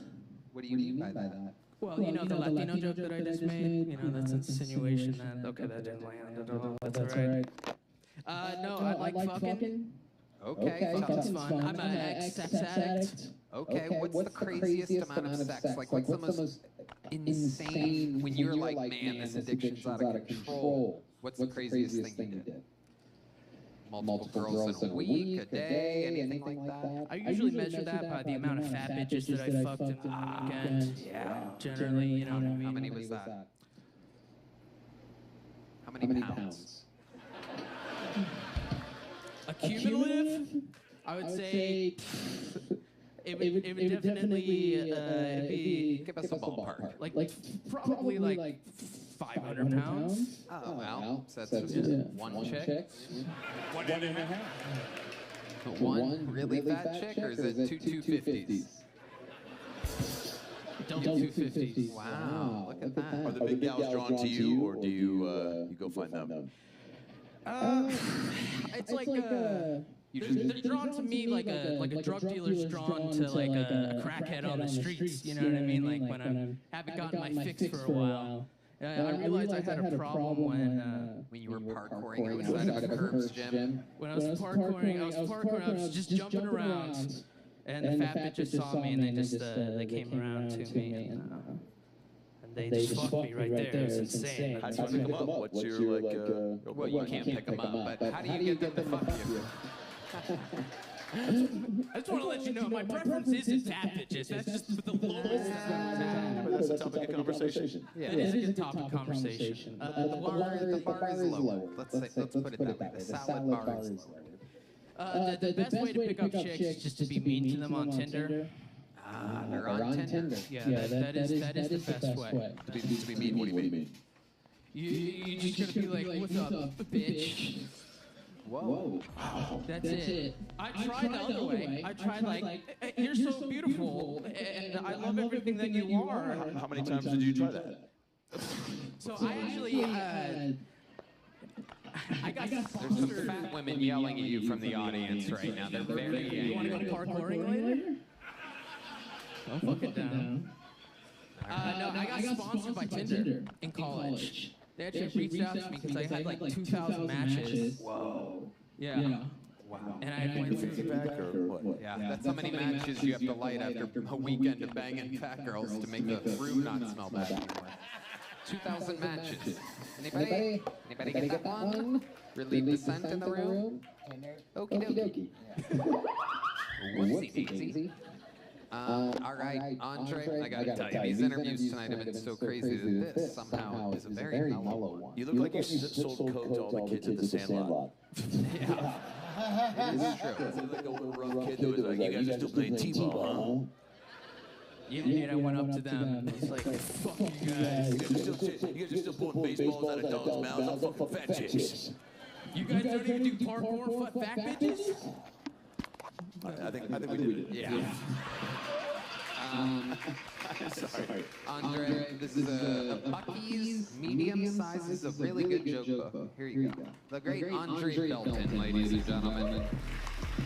All right, we have a regular here, ladies and gentlemen. He is unbelievable, one of the top young rising comedians in the world. We've been following his story from being in Japanese prison for a while, and now he's back in America, touring all over the country. Ladies and gentlemen, one of our great regulars in the history of the show. This is a brand new minute or a minute plus from the great Dedrick Flynn, ladies and gentlemen.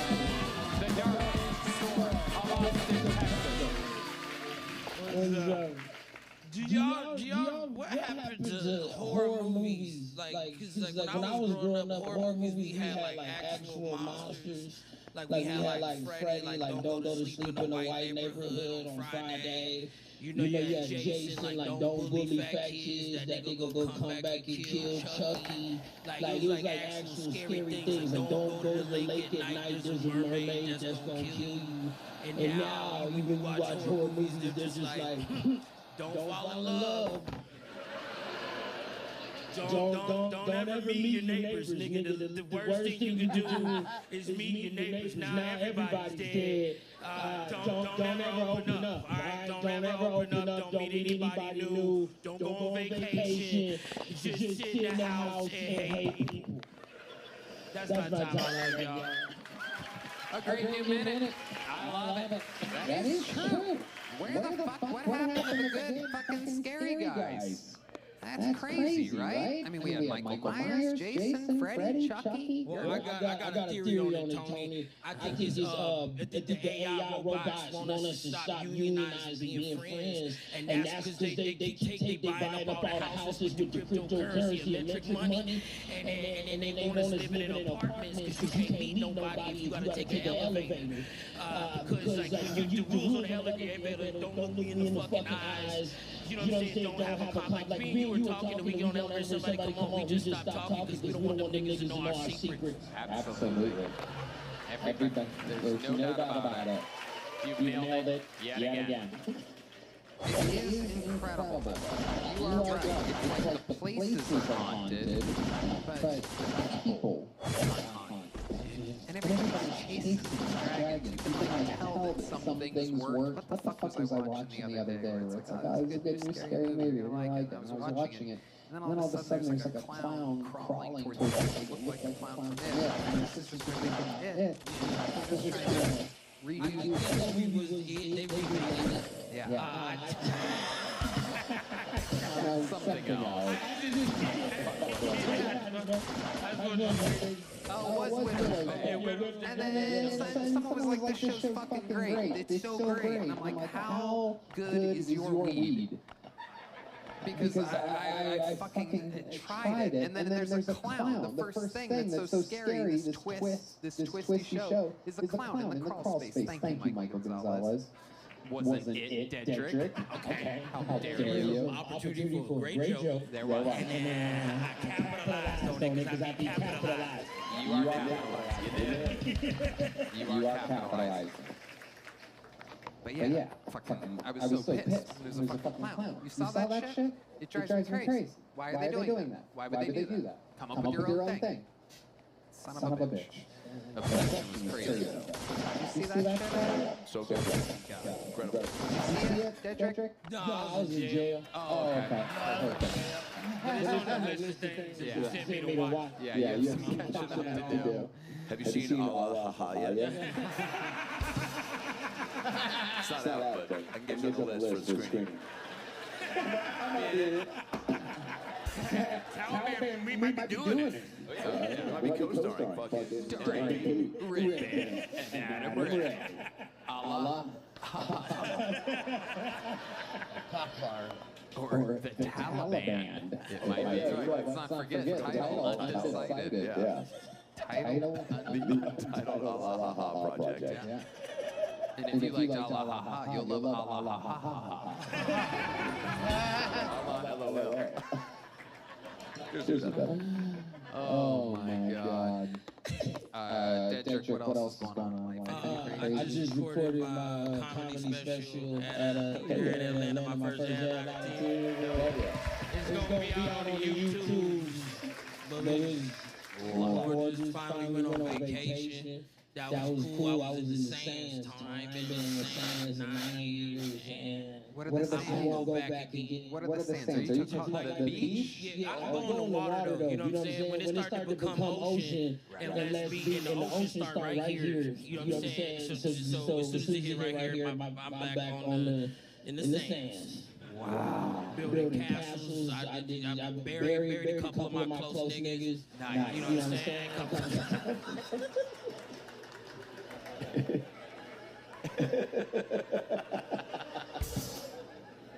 Sand. I see the tan. You got tan. Yeah, thank you so much. Red Band, you are on fire. Your new nickname is Weight Bomb because you're batting over 1,000. You know what, Red Band? We've been doing this show together 13 years. This has been, I never thought the day would come. But I'm telling you right now, ladies and gentlemen, this is a golden ticket right here. Red Band, ladies and gentlemen, let the record show. This has never happened before. And my friend, tonight, you have earned it. You are absolutely hilarious. I'm going to shoot myself in the head now. Oh my God. Dedrick, we are running in overtime. I love you. You killed it again. The great and powerful Dedrick Ford. What an episode. We're having fun here tonight. These interviews have gone so long that fucking chaos. How about I am for the lovely Heidi, everybody? Yeah, we're having fun. How about one more time for the great Adam Ray while we're in the middle of it all? This looks like a new name, ladies and gentlemen. Make some noise for Maya Shimizu. Maya Shimizu. Blaze, have you ever told a man you're gay to get him to fuck off? Right, but they're relentless. They don't give a federal fuck. They're like, no, baby, you just haven't had the right dick yet. Let me change. Imagine if I did that shit to a gay man. I walk up to him, I'm like, hey, baby, he says, fuck off, I'm gay. I said, no, baby, you just haven't had the right pussy yet. You've never had this Asian persuasion. You've never climbed the Great Wall of Vagina. A lot of people think I am gay, so, you know, I had to do a little science experiment. I ate pussy. But, you know the thing about a science experiment? You just can't test that shit once. That's bad fucking science. So, you know, I had to double check to make sure I wasn't gay, triple check, fourth day, you know, I took her to get a cat, moved in with her, introduced her to my pet. But on like the 10th time, I was like, okay, I'm very straight. I'm not gay, but I am Asian, and I am here today to disprove some stereotypes. Stereotype number 1, we have tight pussy. Stereotype number 1, we have tight pussy. First of all, fuck y'all whoever said that, okay? Some of us have hot dogs in a hallway for a fucking pussy. Some of us have wide-set fucking vagina. Not me or anything, like, you know, not other Asians. Stereotype number 2. Go ahead. I want to hear this. Go ahead. We have sideways pussies. That one's true. That's why we blur it out in porn. Okay, Maya Shimizu. Am I saying that right? Shimizu? Like she and me at the zoo. Okay. I think we had a Shimizu up here earlier. She did a set. Okay. A Shimizu, if you will. Okay. Maya, I gotta ask you, where are you from? Because I'm picking up from your accent a little bit of urban, a little bit of urban. Are you from Oakland, California? No, I'm from Austin, Texas. Oh, wow. Yeah, born and raised. I'm just like Asian trash that ever existed. Nina Lynn. How did you end up? What? There he is. There he is. Taking this back. Taking this back. Good Lord Almighty. That's what I have to deal with every week. I'm sorry. Okay, no, you're good, Maya. You're good. He's back. He's back. Red band. Okay. So you're from Austin. I'm gonna scratch out Oakland. I was so positive about Oakland. Sorry. It's okay. What part of Austin are you from? I'm from North Austin. North Austin. You have a lot of black friends? Some. They're cool. Okay. You're racist. Oh, look at that. No, I'm kidding. We can get into that later. Okay, so Maya, how long have you been doing stand-up? About a month. A month. Very good for a month. I gotta tell you, you're a great stage presence. Very enunciating into the microphone. You have energy. You have I was begging for a shot backstage, so I appreciate that. You're doing good. What, sake? What did you want? Okay, Maya, what do you do for a living? I'm a fire inspector. Ooh, a fire inspector. Tell us about that. How do you get into that? I've changed careers about 9 times. Like I've done, I worked for Child Protective Services for a while.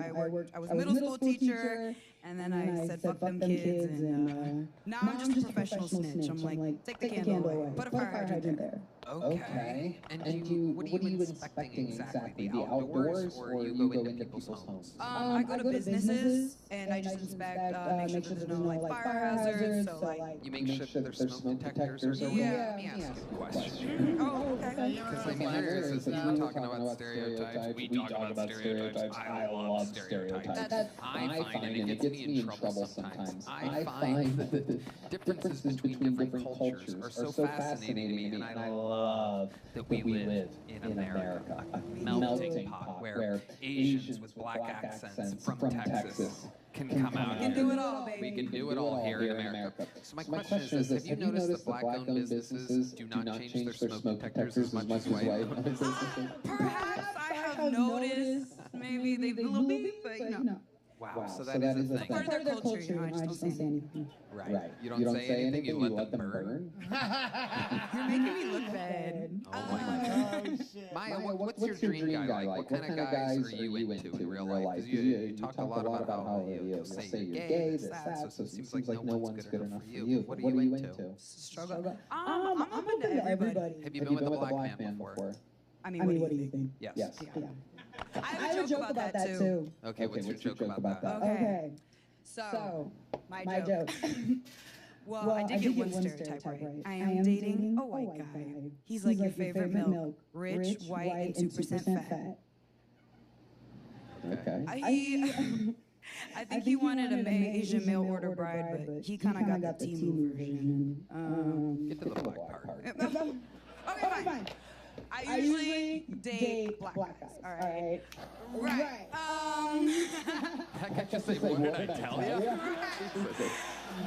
What do you mean? Are you on panel, sir? I think that was Dedrick. I've been with that bitch before. I tried to watch a fucking scary movie with her ass. You want to watch it? They did a good joke. That was it. Oh, yeah, that was the whole joke. What was the joke? That just fuck black guys. Oh. No, there's more. Okay. What's your writing process like? Like when you prepared tonight's set, how did you, were there other jokes that you, I mean, did you just think like, all right, I'm going to turn it personal to be informative? Yeah, I hope you guys all learned about Asian pussies tonight. I wanted to educate y'all. No, those are just the jokes that, I've been only doing comedy for a month, but those are the jokes that usually hit, so I was like, let me just do those. What made you want to start stand-up a month ago? My best friend told me she's like, you're really fucking funny, so, she was like, it'd be a waste if you didn't try it, and she's Jewish, so they know good talent. Yeah, they run the business. Yeah. They are show business proficient, we say. Where did you make this Jewish friend at exactly? We've been best friends since high school. Oh, nice. Okay. You went to high school here in Austin? Yep, McCallum. What's their mascot? What's McCallum? I think it's a knight. Maya? Any hobbies? Any special skills or talents that we would surprise us? You seem like the kind of person that's heavily into parkour. How did you know? No, I like lifting. I like moving.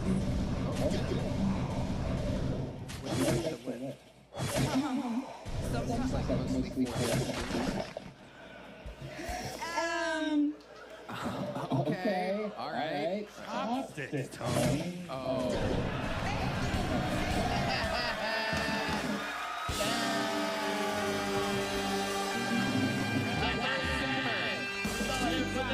Golden ticket winner, ladies and gentlemen. Brian, I'd like to book you on the secret show on Thursday. Wow. I mean, you are a real artiste tonight. The emotional roller coaster you're taking us on tonight, Brian, is almost too much to handle. The best part is going to be like, I just picture like these mechanics that like love this show, right? Or work on a Tuesday or a Wednesday. They're like, God, you see the new Kill Tony? And the other one's like, no, what happened? Dude, the guest was Adam Ray. Wow. Oh my God, he must have been hilarious. Well, Redman stole the show. The other guy's okay with that? No way. Absolutely, dude, he got 2 golden tickets. What? What? Don't make me one. You're right back. Gave it to him again. Who's in the back? Tony and Adam were really good, but Redman, I mean, it was unbelievable. The guy's just like, no fucking way, dude. What do you, let me get Widow's Days, a great show, too. Fucking hunk of shit. Hunk of shit. Everybody's talking, that's how bad shows have gotten. People are like, you gotta watch this show. It's like, right? What's good? What's good anymore? House of Dragons? What else? Friends, neighbors, I just got into pretty good. With John Hamm, pretty good show. What are you trying to get a guest spot on? What's going on over here? I've never heard of this fucking. I don't know. There is nothing. The answer is nothing. What's good, Murder? King of the Hill. I watched the thing about it. King of the Hill. That's just Mike Judge crushing from here in Austin, Texas. That doesn't count. Yeah, help us get Mike Judge. Where's Mike Judge at? We talked to him like years ago, and he disappeared. I think he's distancing himself from like controversial ways. Anyway. Maya Shimizu, I like your style, Maya. Congratulations. Here's a medium-sized joke. Sign up again. Keep writing. You have like very good, your Jewish friend was right. You have very, very good honesty, talent. You're if you keep doing this, something great's going to happen for you, Maya Shimizu. There you go, Maya Shimizu. Ladies and gentlemen. All right, this episode's gone on way too long. If you're wondering, we are in way over time. This is much longer than your average episode. So congratulations to you, the audience, for really getting a lot of bang for your buck. And congratulations to you, the always ungrateful viewers at home. Make a choice for your final bucket bowl of the night, ladies and gentlemen. His name is Jacob Gildry. Jacob Gildry.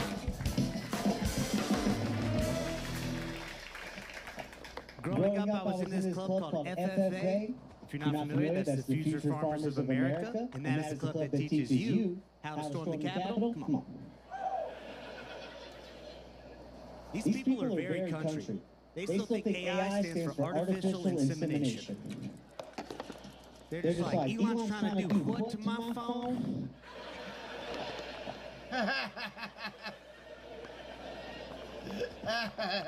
He's trying to fuck it, huh? I didn't live with these people. And the worst part about it was that my parents sent me to the FFA summer camp.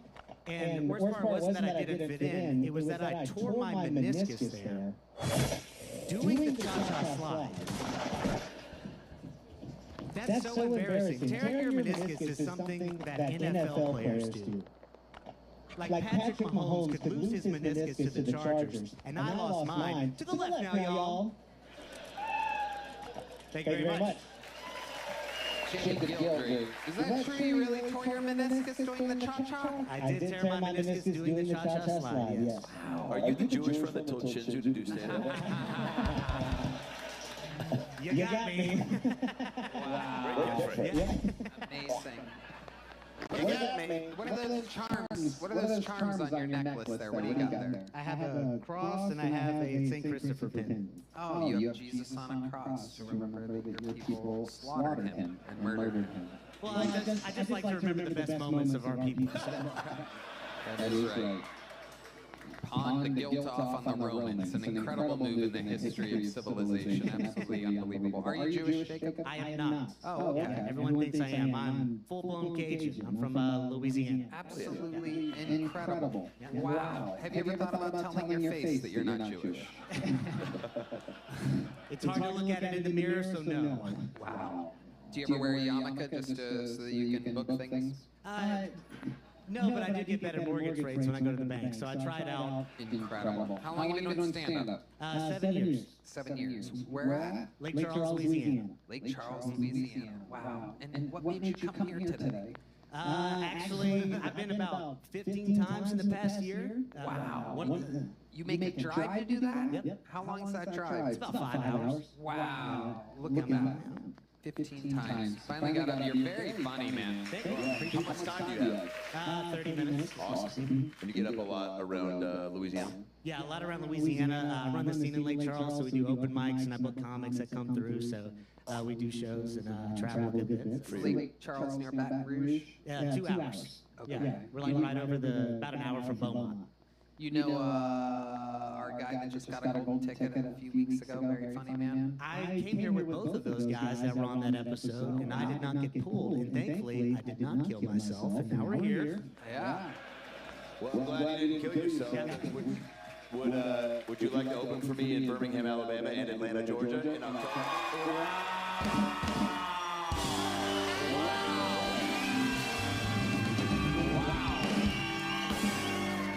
You have to take that fucking cross off your neck. I'm joking. It's in October, so just info. Absolutely. Theater gigs out there. Absolutely, yes. You just got a real big gig out of that, buddy. It's a huge theater with the great Adam Ray. There he goes, Jacob Gildry with the big joke book. Sign him again sometime, Jacob. Very funny people coming out of fucking the middle of nowhere in Louisiana right now. I'm telling you. There's something going on there. Something's cooking in Louisiana. Ladies and gentlemen, this is it. You've made it to the absolute final part of the show in which we all just get to sit back and be fans of stand-up comedy, because my closing regular is, I mean, what can I say? I could sit here and yap about it. I just gotta tell you, it is just one of my favorite things ever in the history of the show to watch this man work. I'm a super fan. A super fan.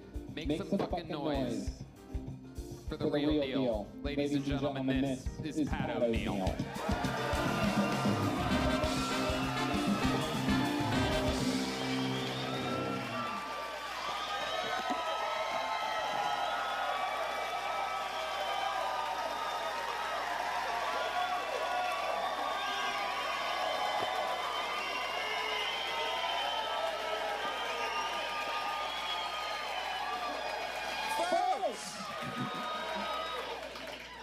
Someone put a swastika on my Tesla?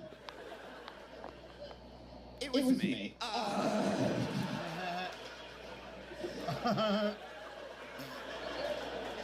You know, it's illegal to draw a swastika in Germany.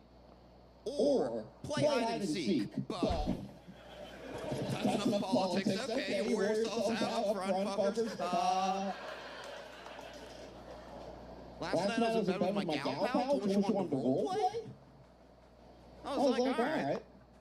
Let's pretend we're at a beach and a jellyfish just stung your face.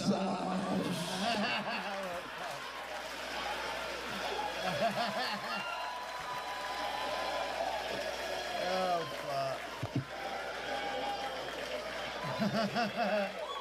Other days, she told me she's taking a woman's self-defense class. I was like, oh, nice, you're learning how to cook. Okay.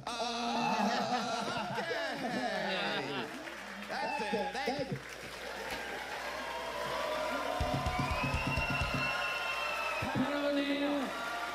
Wow.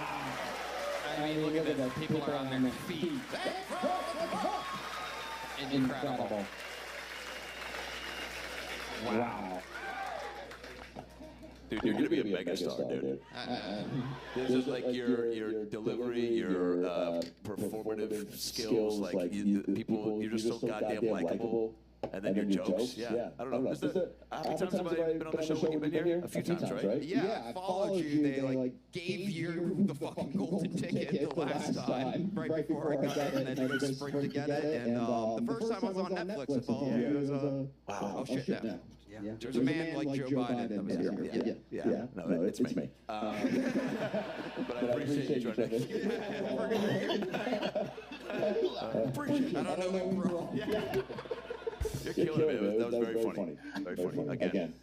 Pat, how's life been going for you? Every week the pops get bigger, and it's so deserved. I know. I mean, fucking thank you guys. That was insane.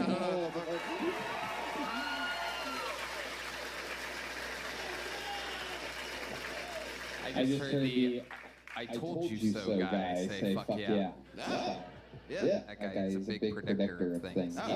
He knew that the Asian was with the black man. There was a real fucking incel convention out here earlier. Oh, holy shit. It's wild. It's been an absolutely crazy night. We've had Asians galore, trans, we've had shy white guys, a Turkish dude.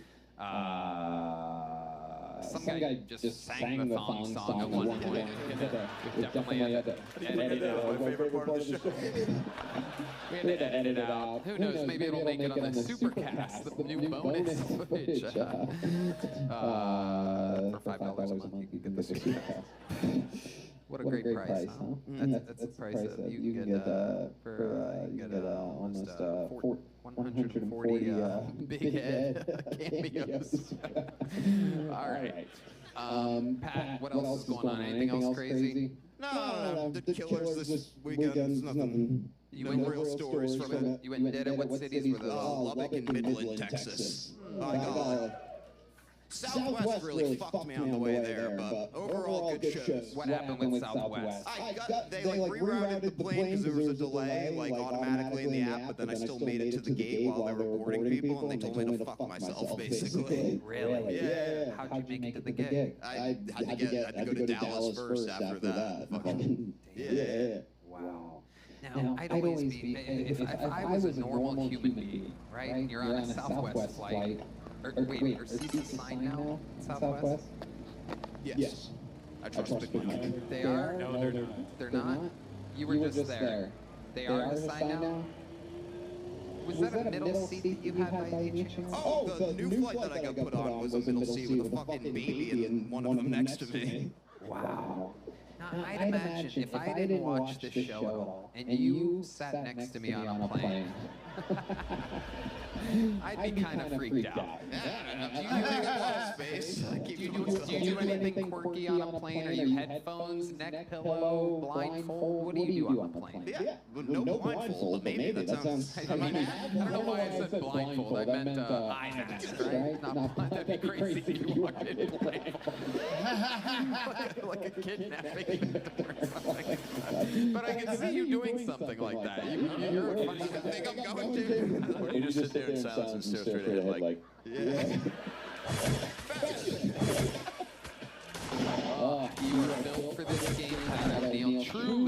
Truly, not one of, but I can say, without any hesitation, the fastest rising comedian in the world. Live in the flesh. One more time.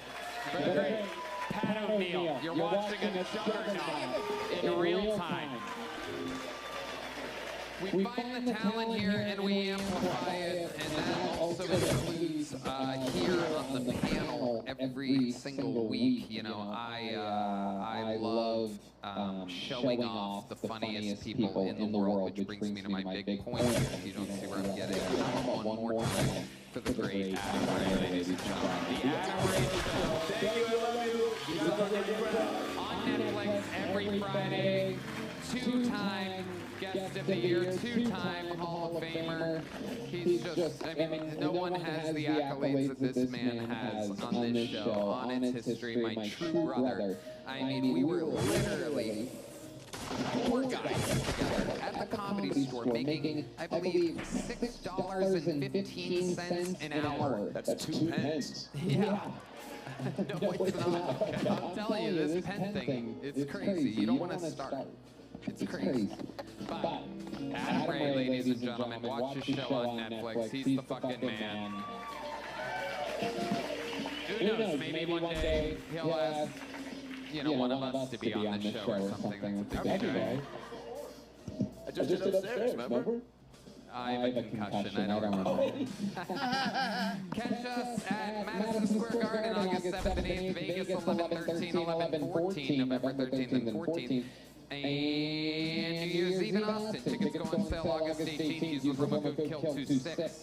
And the band plays at City Winery on August 6th in New York City on that Thursday night.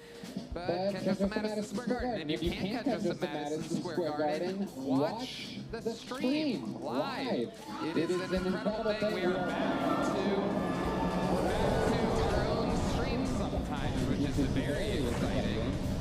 Which means that it's completely unedited and super raw. Anything can happen, unlike our some of our, you know, experimental episodes with other streaming sites that we've done and still will do in the future. And that's about it. Red Band? Check out the Sunset Strip, ATX.com. Secret Show every Thursday. I love you guys. We love you guys.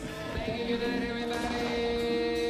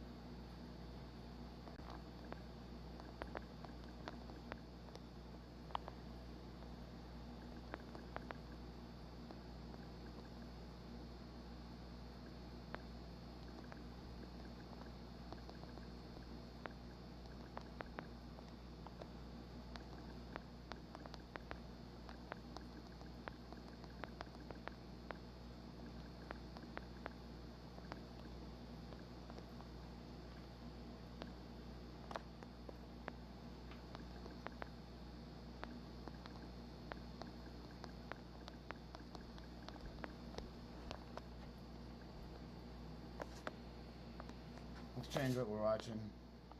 We'll watch this. I was this close to starting TRT, but then I realized I kind of like my balls the way they are. When you inject testosterone, your balls shrink, you become needle dependent, and your body forgets how to make testosterone naturally. I met this 45-year-old guy who went from 330 to 742 naturally, higher than his peak TRT numbers. So I built my own stack, but buying each ingredient separately was costing me $175 a month. That's when I learned Marsman had everything I needed in one formula for $59. Tonka Dolly at 1,000 milligrams stimulates your own production. Shilajit. I wonder what these duck calls sound like to ducks. Hey, I'm a girl duck! Hey, I'm a boy duck! Oh,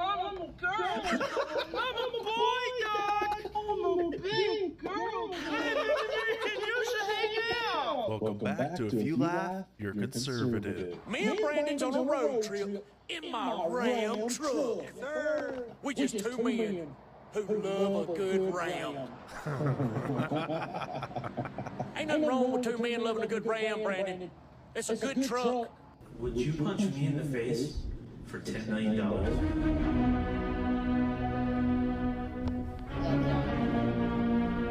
That's already on.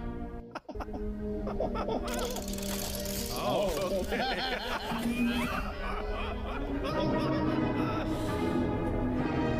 Liberal goes wild.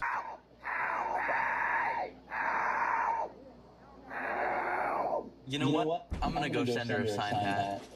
The Charlie Kirk response. Why is this lady still here? Let me show you something. It just shows how much he doesn't know. I know people talk about him as a genius, but to me, I think he's probably one of the dumbest, luckiest people to exist on this earth. Yeah, Elon isn't a billionaire because he's a genius and a business mogul. He's just lucky. Smart people only come from the Ivy League Illyria University. If you're as smart as Ilhan, you would never mistake $30 million and report a net worth for under $100K. You wouldn't call World War II World War 11. Probably marry your sibling instead. The really alarming part is that for all the IQ points stuffed under Ilhan's headwear, the people that voted her into Congress have even less. His jacket was puffed up like a parachute. Oh, no, he's just been in the gym, you know? He wears that on purpose. Are you eating this or sending it back to the kitchen?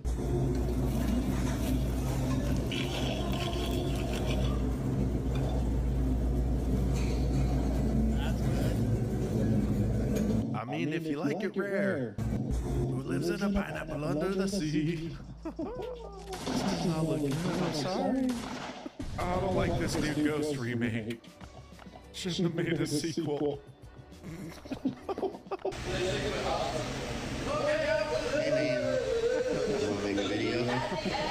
When the toy says, try me.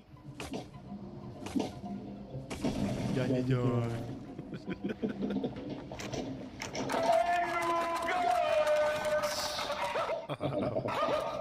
This is much capabilities.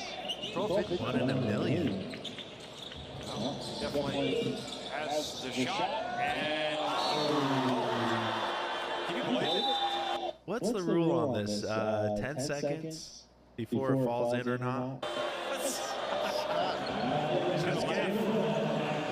Not a good feeling if you're a shooter and you see that happen.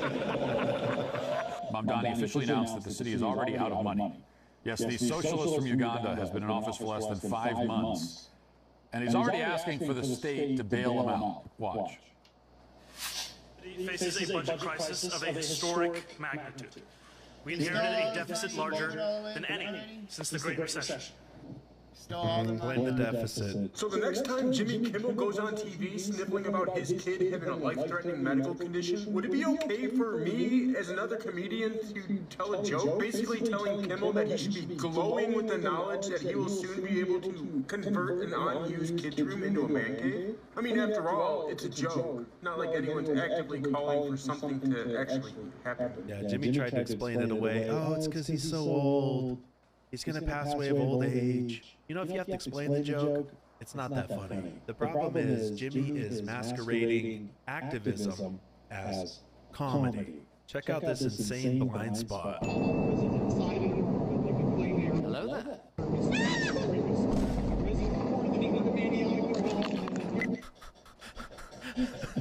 Did he scream or did she? Yeah, I think she got the ick. A 6x6 with rear steer. I don't know, $500,000 well spent or not. That thing will never see a dirt road, that's all I'm saying. Guys, when they realize they've turned into their dads. No, we have food at home. You get to do homework with an iPad and an iPhone. Kids got it easy. We gotta shut the lights off. Electricity isn't free. Speed limit's 25, buddy. Jesus. You know what I've been craving lately? Oatmeal raisin cookies and black licorice.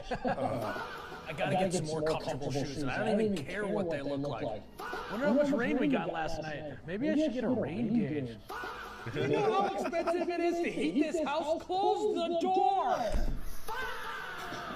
Hey, any dads out there, what's something you're saying nowadays that you never thought you would? When something breaks and my dog needs to weigh in on how to fix it. See, that's the problem right there. What is it? The Terminator. See, the Terminator hooked up to the motor. They're there for moral support, okay? They're emotional companions. Fill in the blank with one word. Blank nuts. These. Fill in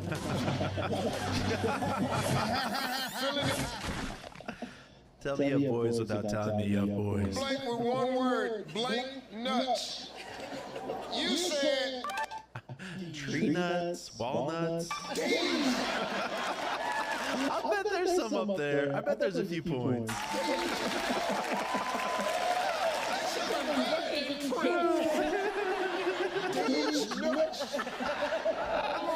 Sorry, said 3. There you go. How to get banned from a theme park.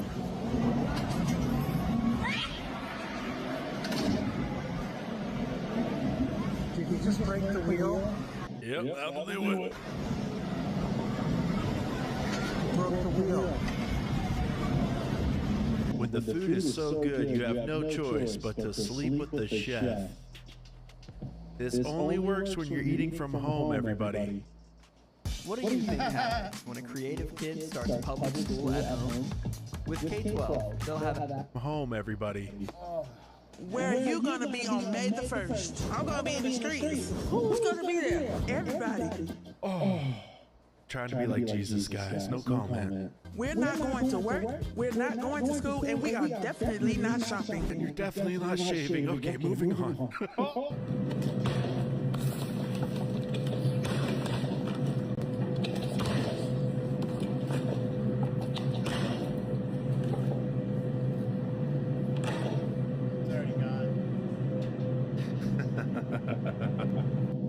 Typical marriage. Even when you win, you lose. Here's the hack for marriage. Every day you wake up, you roll over to your beautiful wife, and you apologize for everything you're about to do wrong that day. A team full of white basketball players versus a team of black basketball players. The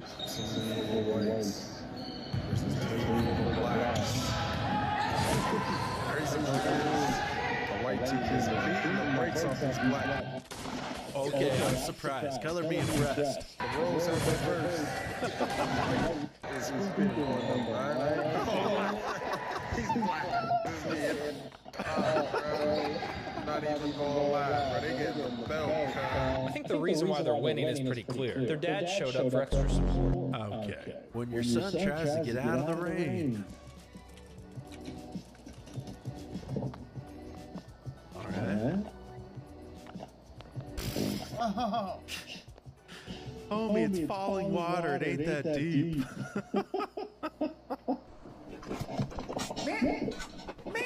I think you are mistaking your food with your water. She just drank the food. Now she's going to chew the water. Your headphones die and you hear how loud you are at the gym.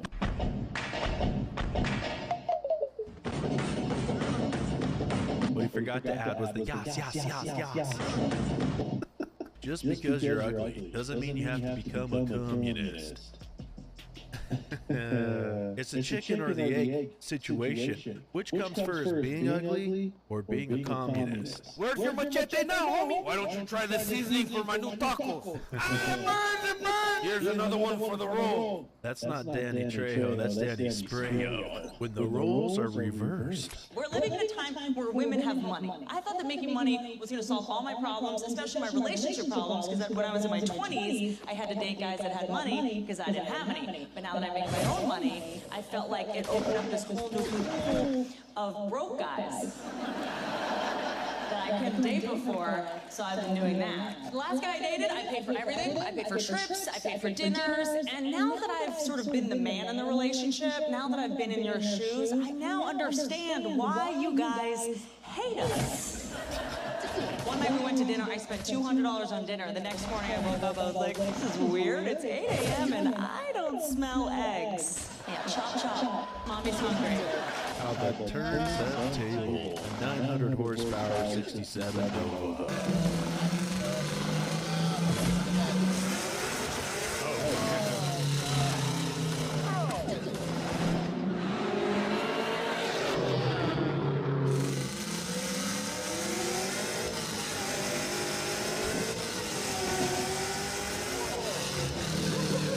That deserves a God Bless America.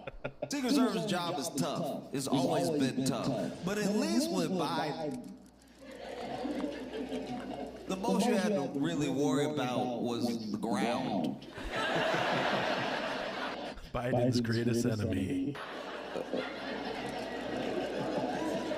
No, you know what I'm talking about. I know Secret Service all around that White House. Like, he taking steps again. He taking steps.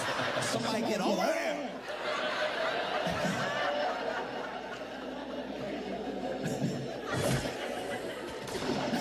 Eagle's taking the first step down. Watch him, get under him, underneath him.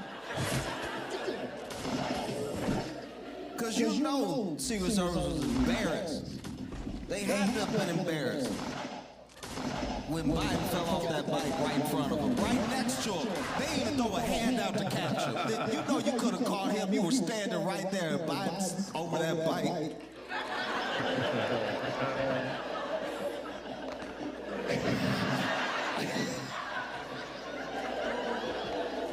Now you saw how he fell. He fell like he fell out of the sky. And now you're supposed to be Secret Service over here, not even catching him, throwing the leg out. You should have been on the ground already to catch him.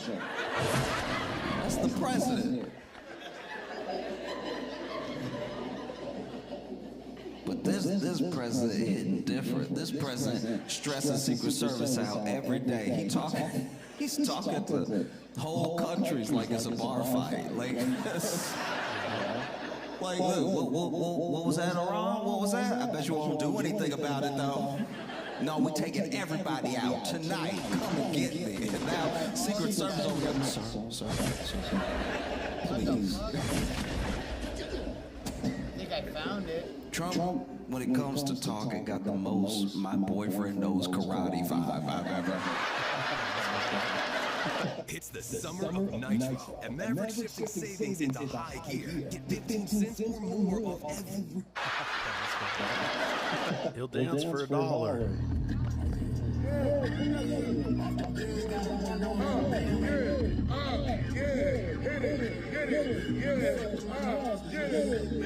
Hey man, at least he's out here working the streets. Everyone got real quiet after that first show. Oh, I'm clenching my butt cheeks here, guys. What do you think's gonna happen here?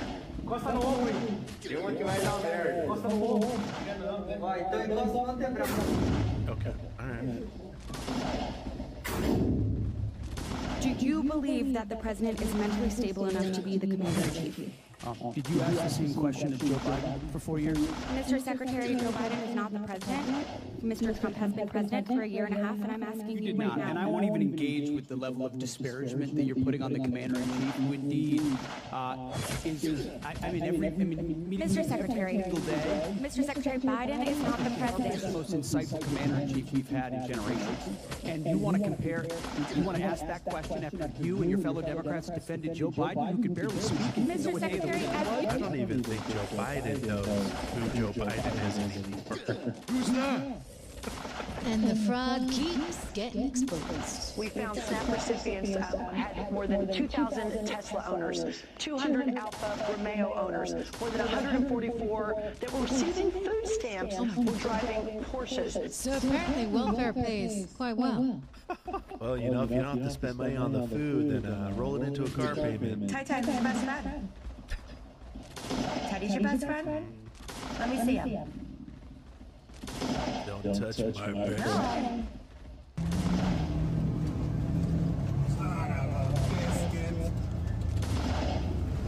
Is that the pt2? That's gonna suck. Alright, restaurants I think have officially thrown the towel in. They started doing stand-up comedy with their season charts. Check this one out. Well, I feel like Texas Roadhouse got us a freaking.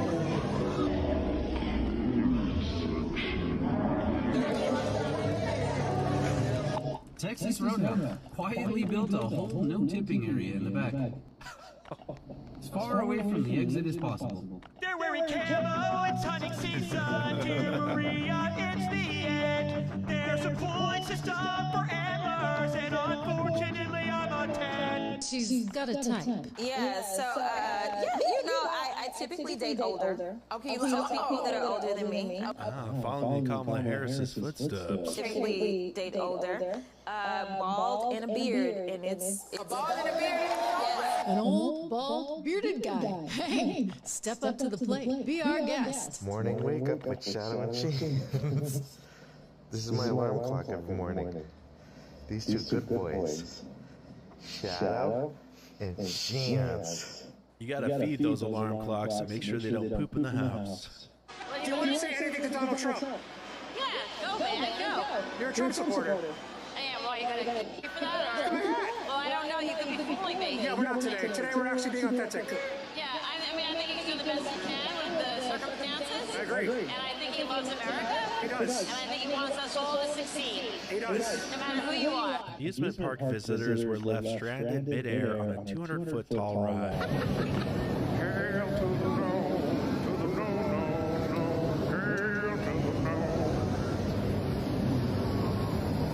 Alright, Courtney, I gotta go. I'm gonna be late. Oh, that is so sweet. What is sweet? Every time our neighbor leaves her house, her husband kisses her goodbye. Why can't he do that? She just moved in. I don't even know her. In jail accused of killing her own husband, and she apparently told detectives that she did it. Why do you want me to kiss the neighbor's wife? This is the bobcat that ate my turkey. Didn't mean it. Just doing it. He is not happy. He look angry, but more scared than angry.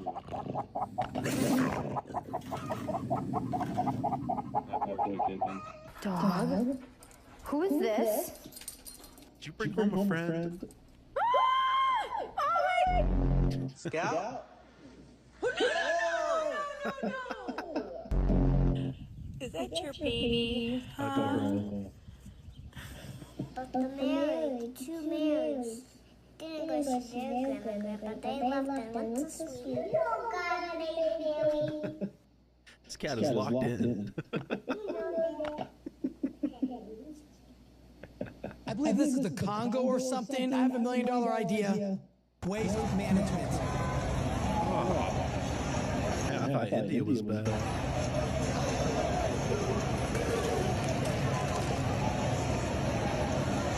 Who wants to live in that? Last chance, you want to get in and rev it. Whoa, cop? Are you a cop?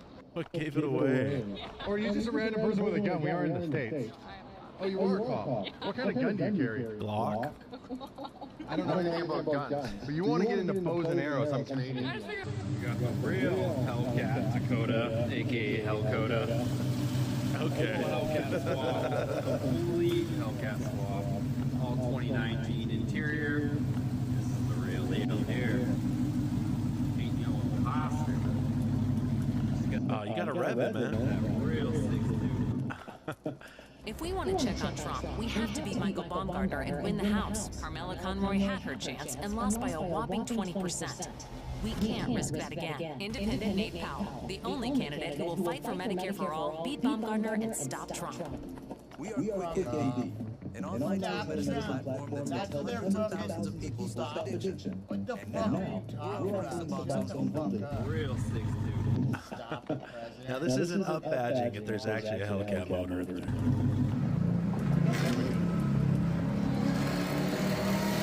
But he has a massive oil leak underneath here. Look what he does. He takes an old oil container and some bungee cords and straps it to the bottom where it's leaking out of. He just removes it from the bungee cord. Redneck ingenuity. And just dumps it straight back into the engine. That is tar black, man. And then he just puts it back up underneath there so it can get full again. And that's how he never has to pay for oil changes ever again. Eventually that oil will get so thick and sludgy it'll never leak again. Problem solved. Douglas, the 6x6 with 400,000 miles is getting worked on today.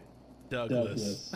In the last episode, we got the frame off the parts truck and we got it butted up against Douglas. And I'm keeping in mind that we have to have enough space in between to cover our huge wheels and tires we're getting. Oh, where I can get a giant lift kit and some giant wheels. This is just ignorant, and I like it.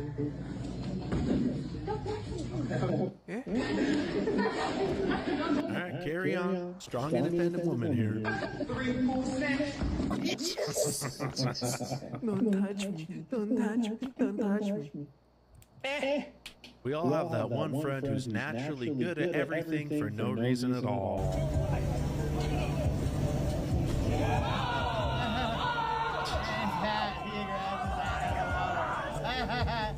What's something you're just naturally good at without even trying? Drop a comment down below. Did you eat your dinner? Yes, you did. You ate your dinner, yes? Disappeared, Mom. I don't know how. You ate it all gone. Why do you keep saying no? You want more dinner? Oh, okay. You want more dinner?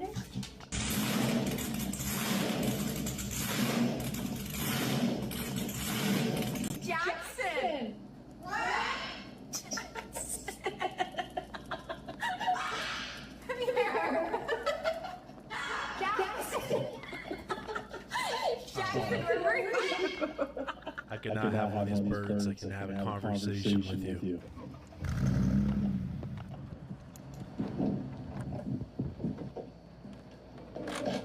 Guest price. 1.2 million.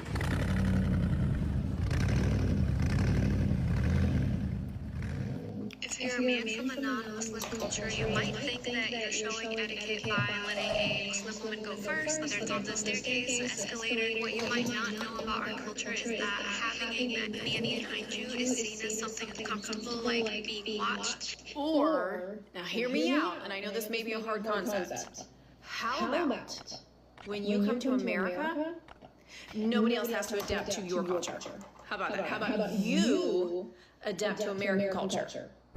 Sounds like a better plan. This woman tells us about how illegals are debt maxing. They're basically running up credit cards and then fleeing the country. If you're new here, my name is Lorena. I left the United States 2 years ago and moved to Colombia. I walked away from my dad. I left my car parked in front of the bank that financed it, and I didn't pay my rent for 2 months before I got evicted. You know, I blame the banks that are retarded enough to give an illegal alien a loan. You can't change that much in 5 years. Ugh. Not gonna lie, I thought we were gonna get a workout progress pic.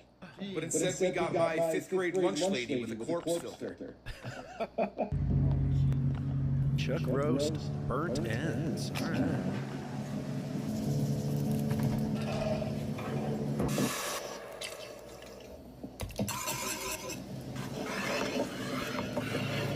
Oh, look at the bark on that. Oh.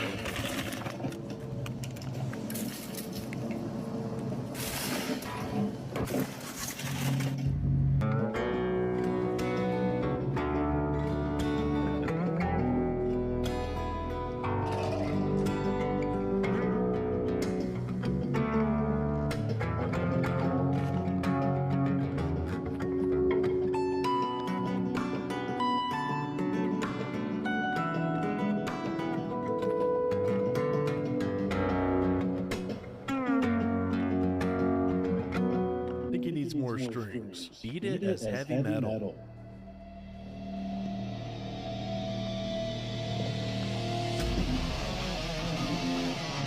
Okay.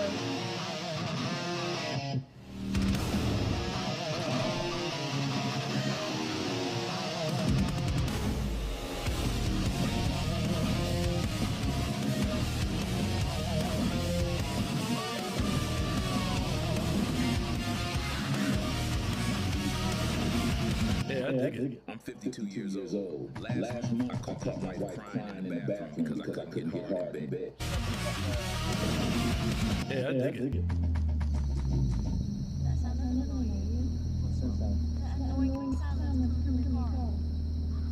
Sounds She was right. That noise was annoying as f. Car sounds a lot better now. One day you're gonna wake up and roll over next to somebody that's completely obsessed with you.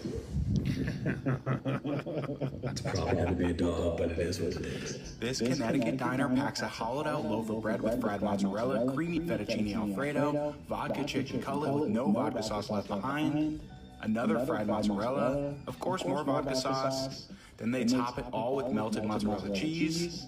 And they named it the Carb Bomb. They hit it with more creamy Alfredo sauce, more vodka sauce, Parmesan, and parsley. This is the Alfredo sauce, vodka sauce, chicken parm stuffed volcano sandwich from Elm Street Diner in Norwalk, Connecticut, and it needs to be on your devour list. You won't need to eat again for a whole week, and you won't poop again for another month. Okay, see this? This is a fake egg. Give it a drop. Throw it on the ground. Nice. What you're gonna do is you're gonna break Mom. No, don't throw it, it'll break. Don't throw it, okay? No, don't throw it. Come on, Dad, you can't do your son dirty like that.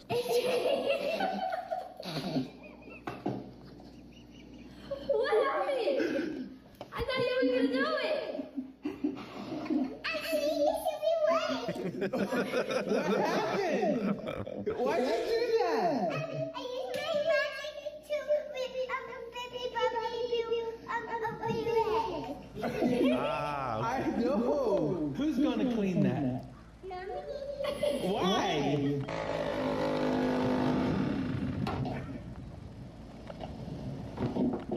Okay. Why do I want one?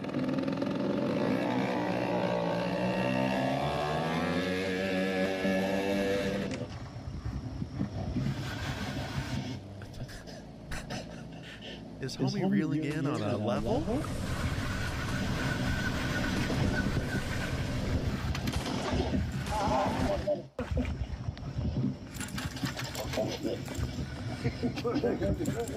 Absolutely no excuses in 2026.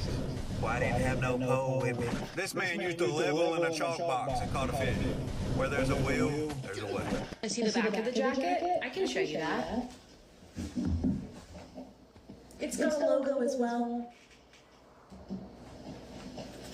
So this is actually the original front.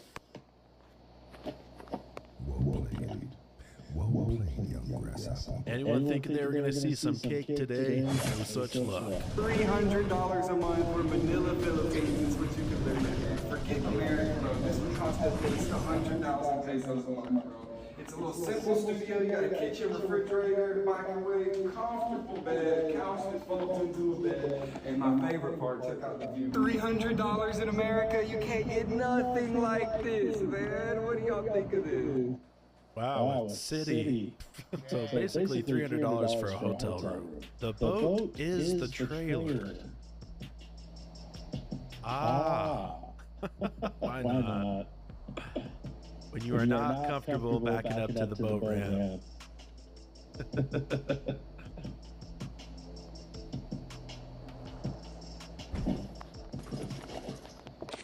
We just found this thing out here in the middle of the ocean. It's in 1,000 feet of water. Some kind of military drone. I don't know what it is. Look at it, it's looking at us. There it is. Look at that thing, dude. That is crazy. It's like 25 feet long. Anyone know what this is or what it's used for? Look at the solar panels on it, dude. Are you ready for your green today? Are you even going? This horse has freckles, man. I feel like we're kindred spirits. This is what Americans think Ireland is like. I wake up at 9 a.m. and immediately start drinking Guinness. This is the only kind of liquid I consume. After that, I head out to the woods and try to catch my daily leprechaun. Then at 11, I swing by the pub and drink more Guinness. For lunch, I decide to eat my favorite Irish cuisine, raw potatoes. Oh, potatoes! I think at this point, Content Machine is just traveling around the world to make these videos as an excuse to have a business trip. Then it's time for my daily fist fight. Today it's my neighbor Liam. He's a good lad who knows how to take a punch. At 1 p.m., it's time for some light river dancing. It's so cool that all Irish people are born with the natural ability to do this. After that, I go outside and play my fiddle, try again to catch a leprechaun for his pot of gold, and head back to the pub to have a few more pints of Guinness. Then at 5 p.m., I fail yet again at trying to catch a leprechaun. Then right before I decide that Irish goodbye on my life, I find a 4-leaf clover. Maybe there is hope after all that one day I can catch this leprechaun. At 9 p.m., I have a few more Guinnesses at the pub and head to bed. I can't wait to do the exact same thing tomorrow. And that's my day. And this is how you build a 30-second softball. First, grab a 2x4. Measure out 32 inches and mark a line. Cut 7 of them. Then you take 2 boards and you make a tee. Now take the tee and make it a 9. 5. You grab the next board, these are going to be your legs.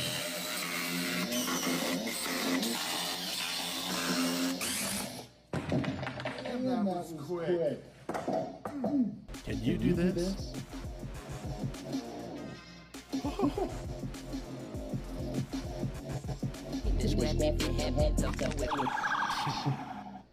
There it goes. Second attempt. We're gonna get this one.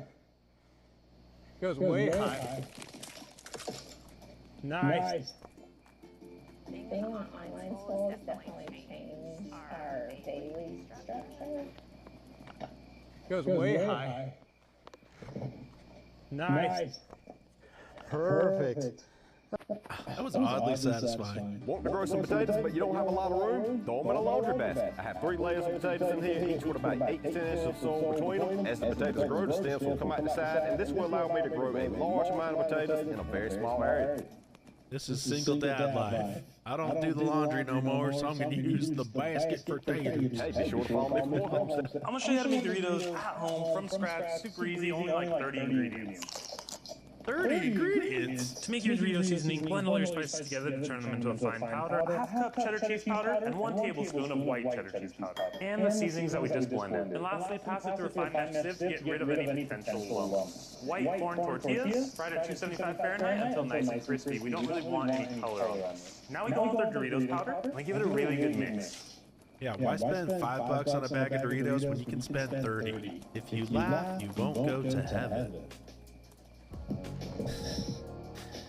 You know, that's actually funny. Come on, man. That's funny. Instagram influencers. Hey. Finally made it out. What Reggie Holmes say? What you doing? Just remember, you point one finger, you got 3 pointing back at you, so check yourself before you go.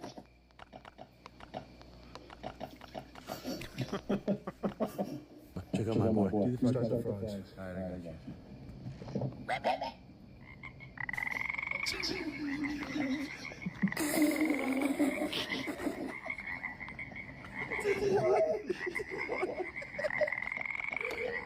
Ruby, what is that? Birth certificate. A what? It's a birth certificate. A what? A birth certificate. Albert Einstein and Isaac Newton here sound like Missy Elliott rapping. Is your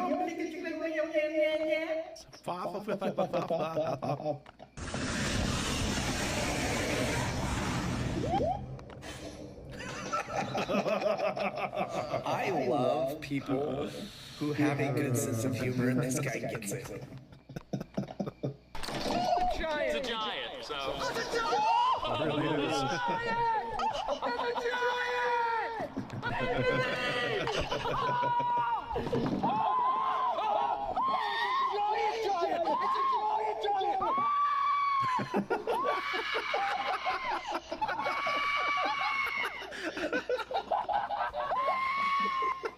And I want him on my next fishing trip. What video made you laugh? Drop a comment down below. Don't forget to like and subscribe to Conservative Vibes.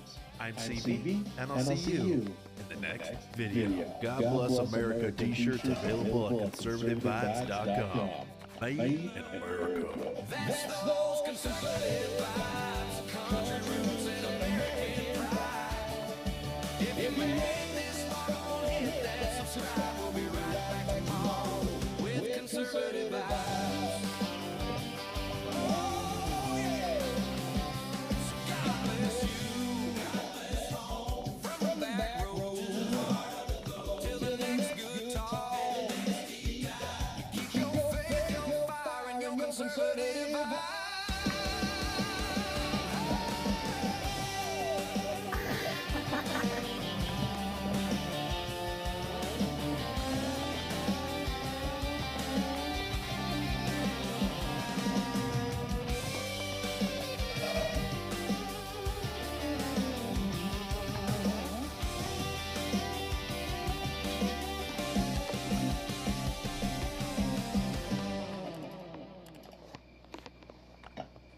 My whole crew knew my wife was cheating for 2 years.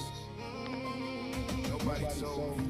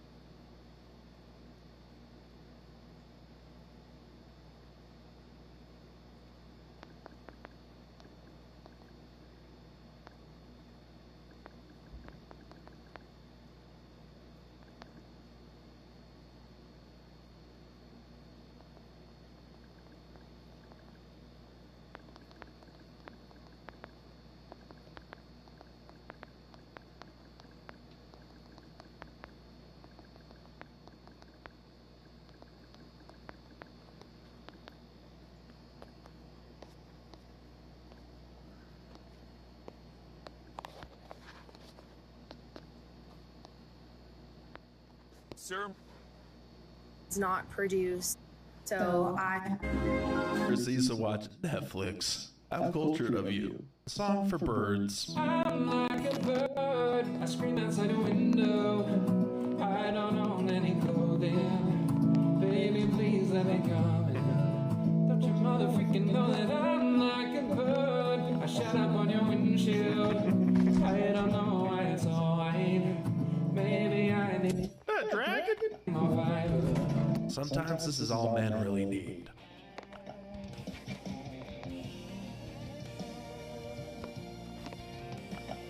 Okay. You won't believe what happens next.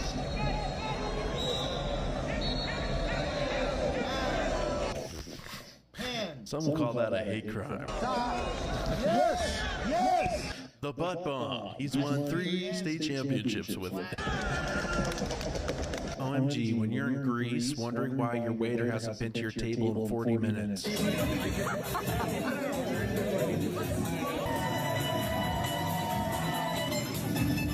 This is modern day Greece, everybody. I guess the Odyssey was just borrowing from modern times. When you celebrate too soon. Let's start with your vehicle, shall we?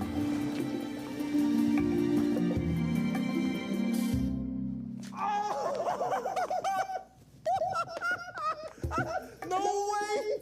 I'm gonna show all my aunties this. You're a spy, don't do that. V10 R8, 525 horsepower, 0 to 60 in 3.5 seconds. During your mission, any damage to company property will be deducted from your paycheck. Say what? Something wrong. Something wrong? That's my cousin. Nothing wrong here. If I accidentally, hypothetically, through the gunfights, through the car chases, if I hit the bumper little thing, how much it costs to fix? Minimal aesthetic damage would cost $40,000-$50,000. The engine's a little loud. Engine's actually back in. It also comes equipped with stealth mode, makes it completely silent. Stealth mode? I forgot about stealth. The color, not really my style. Do you have anything more like red? Maybe a Toyota, Prius? Well, we can paint it in whatever color you'd like. I'll take one of those. What is that? Dating in 2026. Hi. I'm gay. Hi. I live with my mom and dad. Hi. We split 50-50. This should actually be called trying to date a liberal man in 2026. A lot of people ask me why I drink so much wine, and it's actually because I have a genetic disorder where my body does not produce its own wine, so I have to take supplements.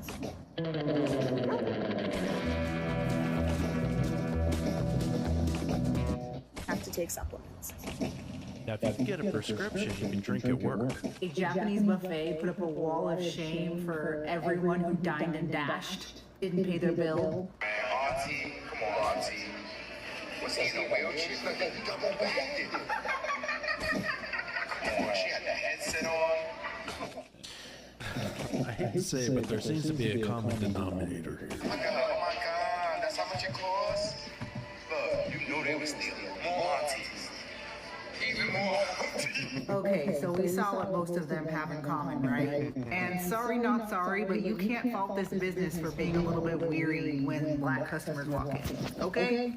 It's called pattern recognition. That's all it is. Now, do you know why black people don't tend to tip? It's because it's rooted in slavery. Some history of tipping I did not know. That she does not know the reason tipping even came about is because during slavery, right after slavery, a lot of institutions and a lot of businesses did not want to hire black employees. So the only places that would hire us was restaurants, hotels, and places like these that required tipping. Why? Because they did not, the employers didn't want to take responsibility off of themselves to pay you as a black person because they still view you as a slave. So what did they say? We're going to leave your payment, your paycheck, you being able to feed your family, we're going to leave that on the customers. Let the customers decide if you were good enough to them. Let the customers decide if you're going to be able to feed your family. That is the origination of tip. So tipping. There you go. So that's why they don't tip. It's because of 1800s economics. Now explain all of the theft. Oh yeah, it's reparations, right? Okay. I go to China for the culture.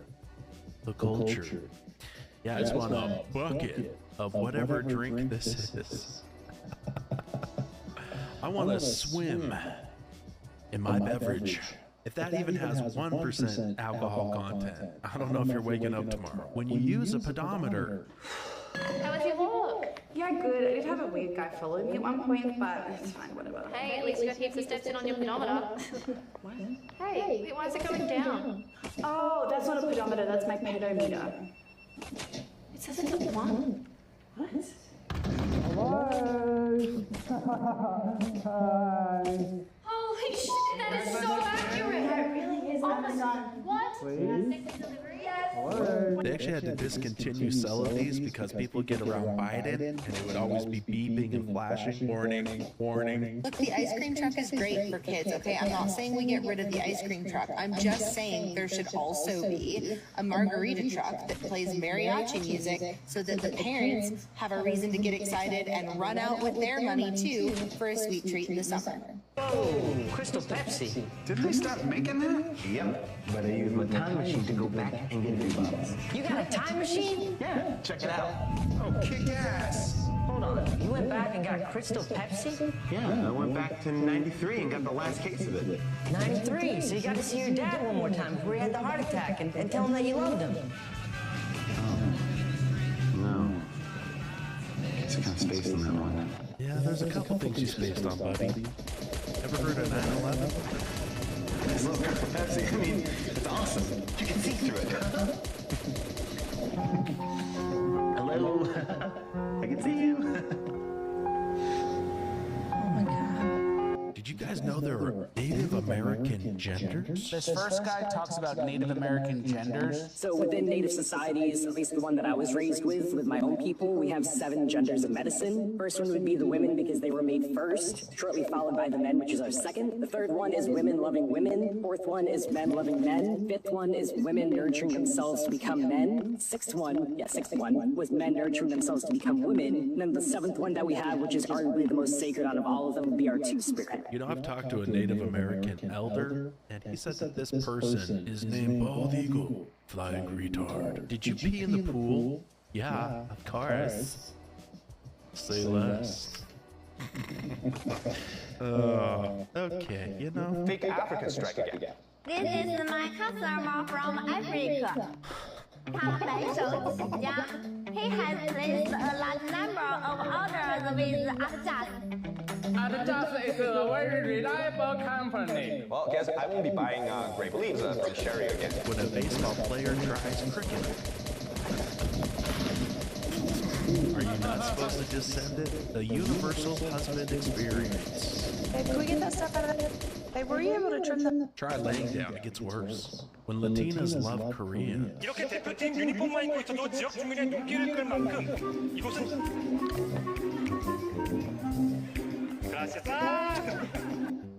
Hi, my name is Tami, and I would like to give you a few reasons why you should consider dating a young Asian lady. You can...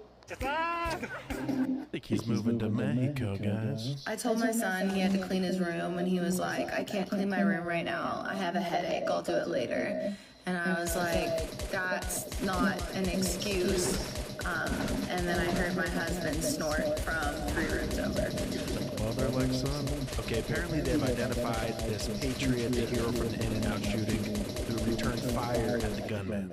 Meet the man that everyone is calling a hero because it's not as often you see men as bold as this anymore. This is Jordan Salinas, also known as the Fearless Patriot, and many are calling him a national hero. On Saturday, August 1st, a gunman opened fire at In-N-Out Burger in Idaho. 3 people were killed and 7 others are injured and some are in critical condition. The shooter is now dead after what appears to be a self-inflicted gunshot wound. The gunman shot into a parked Tesla, and as you know, if a Tesla is charging, you cannot just drive away. Ergo, those people were trapped with simply nowhere to go, and now they're dead. Jordan got out of the car with his handgun and he started exchanging shots with a shooter who had an AR-style rifle. He essentially forced the gunman to cover and retreat, which gave employees and customers more time to escape. He then helped a wounded employee who had been shot in the chest. And then these weasels decided to post this on the internet.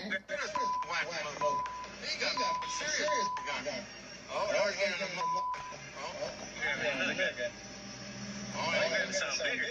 We're getting out of here. You better get out of here. Hey! Stop doing it! Stop doing it! Instead of calling 911 or trying to warn people, they were sitting in the car laughing. I don't understand that reaction, and I really don't understand why you'd want to post that reaction. Instead of grabbing a phone, why don't you grab a tool? Thank God for courageous, masculine men like Jordan Salinas, who's willing to put his own life on the line for complete strangers. The world definitely needs more men like Jordan and less like the ones laughing in the car. When you order corn dogs in Taiwan. Okay. What you know about a spiral corn dog? Ooh, I like. Sorry to bother you. No worries. My name is Jameson. My team are in the neighborhood fighting to protect immigrant rights. So supposed to be here. No.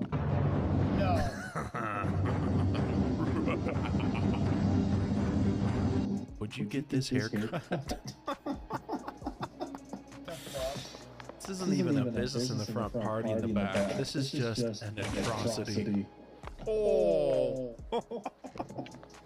Throwback to when Star Wars fans attended the Phantom Menace midnight premiere in 1999.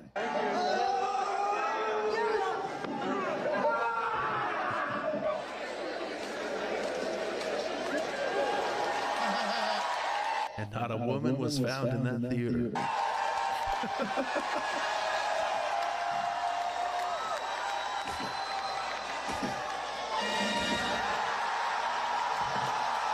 They hate our religion, our history, our people, our country. But as soon as we speak against them, we're racist and evil. Yep. Taking a break from women to focus on steroid abuse. He's posting the memes, man. He's fully embraced it. Our tourist guide showed us a trick.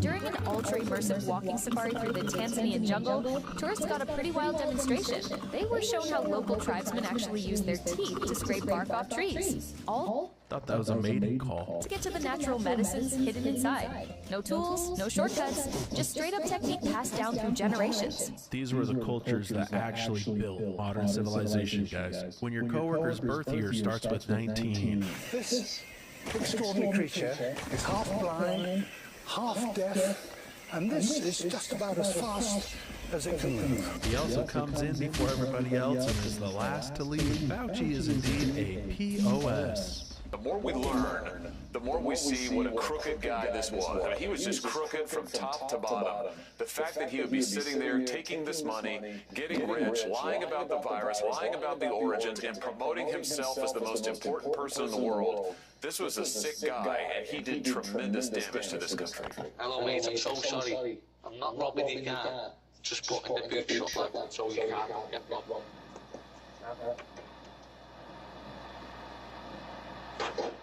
There you go. Have a good weekend. They said they sold the bluest cheese. They weren't wrong. I got the perfect place to put that. Right into the trash. The sign says, shout Max. If you're lucky, an angel will appear. Maxito, saliste, qué bonito. ¿Cómo estás? How did everybody know my name? How to spread the love. I love you.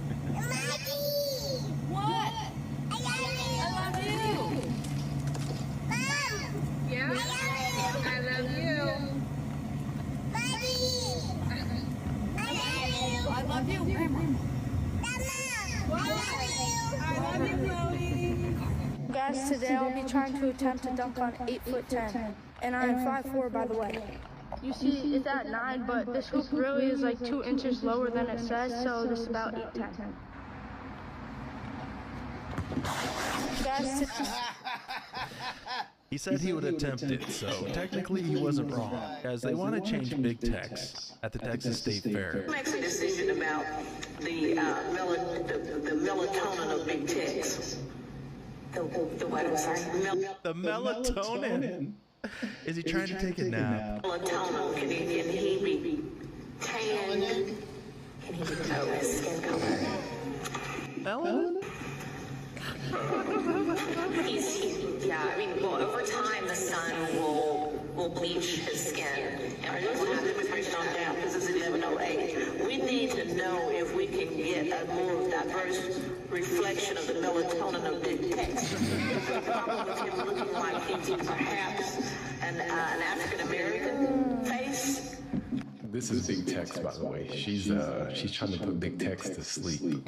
Is what she's trying to. Clearly, she means melanin, but I guess she's not educated enough to know the difference between melatonin and melanin. But again, these are the type of people that Democrats want to have in power. Again, don't know the difference between melanin and melatonin. Don't know a lot of things, but what they do know is we need more diversity. This is just another example of how Democrats, they prioritize the wrong things. Black people don't need more diversity. We just need to be better. We need to think better. We need to act better. We need to improve our culture. Culture is the #1 thing holding black people back in America today. Not white people, not history, not laws. It is our culture. It's like I say, it's not about color, it's culture. If you identify as American, we're going to be just fine. Elon Musk is a trillionaire, and I can barely even buy a coffee in this economy. Here's a pretty crazy concept for you. Did you know that Elon Musk having a net worth of $1 trillion does not make you poor or struggling in this economy? In fact, nobody who's a billionaire, millionaire, or trillionaire is the reason why you can't afford or barely afford a cup of coffee in this economy. But if you're really actually financially struggling, why would you go spend $6 or $8 on a cup of coffee when you can make it at your own home? A little bit of brain power goes a long way. Oh no, my neighbor just bought a brand new truck. It must be his fault that mine's old and broken down. Same logic, right? Just because someone else is succeeding doesn't mean they're to blame for your failure. And Elon Musk is creating jobs, which is actually helping the economy. After 4 years of struggle, we can finally afford someone to clean our house. The real reason to have kids, everybody. Are they going to do a good job? No. Are they going to do it? Also no. I just asked my 11-year-old niece what she would call her man when she has a man. What pet name would she use? She said, You idiotic fool, make me my steak. period. Well, at least she'll have a good name to use on her actual pets, which in my best guess will be 10 to 12 cats. Correct. Sophie Cunningham, who is an anti-woke WNBA player, got the teeth knocked out of her head but still drew the foul. Defensive foul. Oh, they called it on Sophie Cunningham. Oh, okay. I think it should be an offensive foul. I don't think it should be a defensive foul. In that same game, the opposing team's coach wore a t-shirt opposing biological girls. Gotta laugh. Women booing a woman for standing up for women's rights. Couldn't have put it better myself. Airport outfit unlocked. The moment I realized I married a superhero.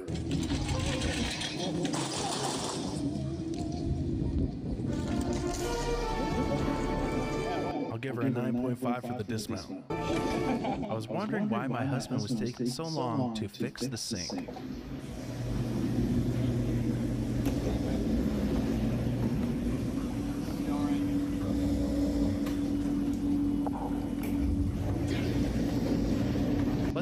take a nap, comes home from work to get more work. Do you ever look at your husband's gray hair? I won a world natural bodybuilding title. I ran multiple 100-mile races. Never touched TRT. Here's what I actually use. I'm going to tell you something that surprises a lot of people. Your husband's gray hair and think, I did that. You sure did. Rescuing a dog from the middle of the road. Come on, treats. Come here. Treats. Come here. Come here. You need something to eat? Let's go this way. Let's go this way. Come on, get up in here. Go this way. Go this way. Over here. All right, you want to sit there? Fine. You know, you love to see it, but he did not read him his Miranda rights, so, you know. No, that's my seat. He wants to drive. Are you going to be a trooper today? I hate parking in LA. What? That is creepy. This could be the best version of the national anthem I've ever heard at the first Women's Pro Baseball League.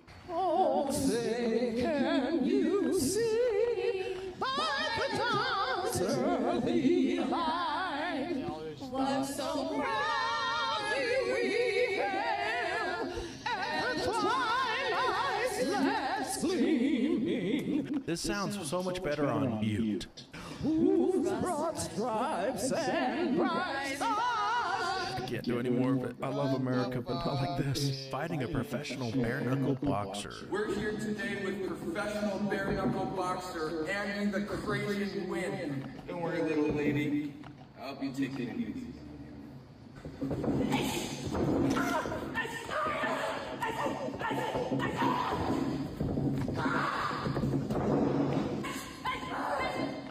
Plot twist, he paid extra for this.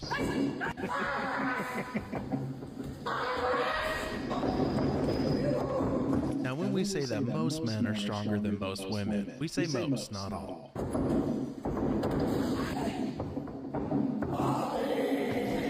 So, how'd you think that went? Same time next week? Want to either way?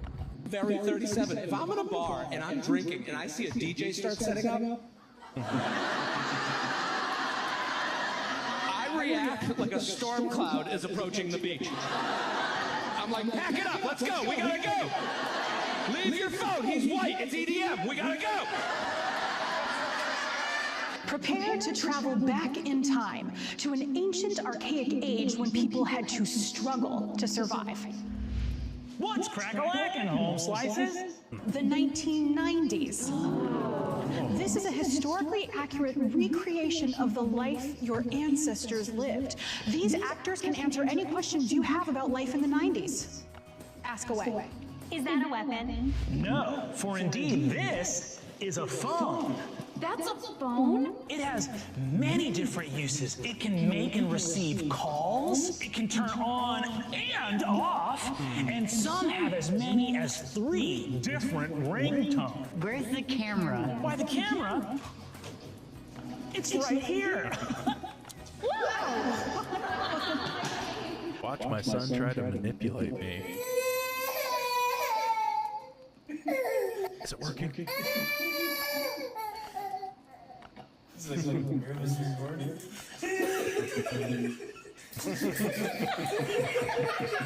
Training my attack squirrels.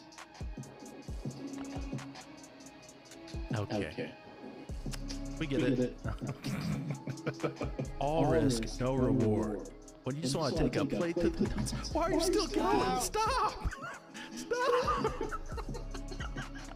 My contacts have built-in sunglasses in them, and it's the creepiest thing ever. Look at this. After about a minute of being in the sun, my eyes look like this. Just become a goth girl, you'll fit right in.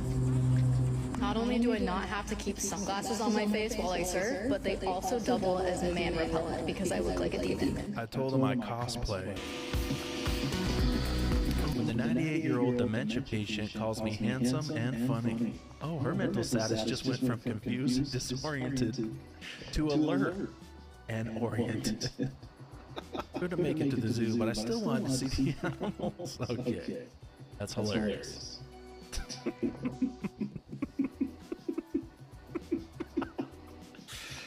Oh, so dumb. But that's why I love it. When AI will flex its memory at random points in your conversation. Hey, what's 2 plus 2? 2 plus 2 is 4. What's the capital of Minnesota? The capital of Minnesota is St. Paul. Who uses AI like that? And what's the weather in Los Angeles today? The weather in Los Angeles today is 90 degrees and humid. Okay, thanks. Given you have that asshole rash, now is not a great time to visit LA. What? I told you that 3 weeks ago. I remember. Why are you always connecting dots that don't need to be connected? One has nothing to do with the other. But you told me about it, so now your asshole rash is a part of your personality and needs to be added to the context of every question you ask. No, it doesn't. Jesus, give you an inch, you take a mile. Speaking of 1 inch. Okay, no, you're right. Never mind. I'm sorry. On my way to Muslim country to get on welfare and demand they change every law that is offensive to Christians, like marrying 8-year-olds and beating women. If they don't, they're just Nazis. When your baby entertains herself, I hope she's strapped in. What are your politics? Trust me, honey, the nose ring already told us what they were. Yeah. If you're paying to chat with girls online, stop and do it for free. There's a 100% free dating app in the description below.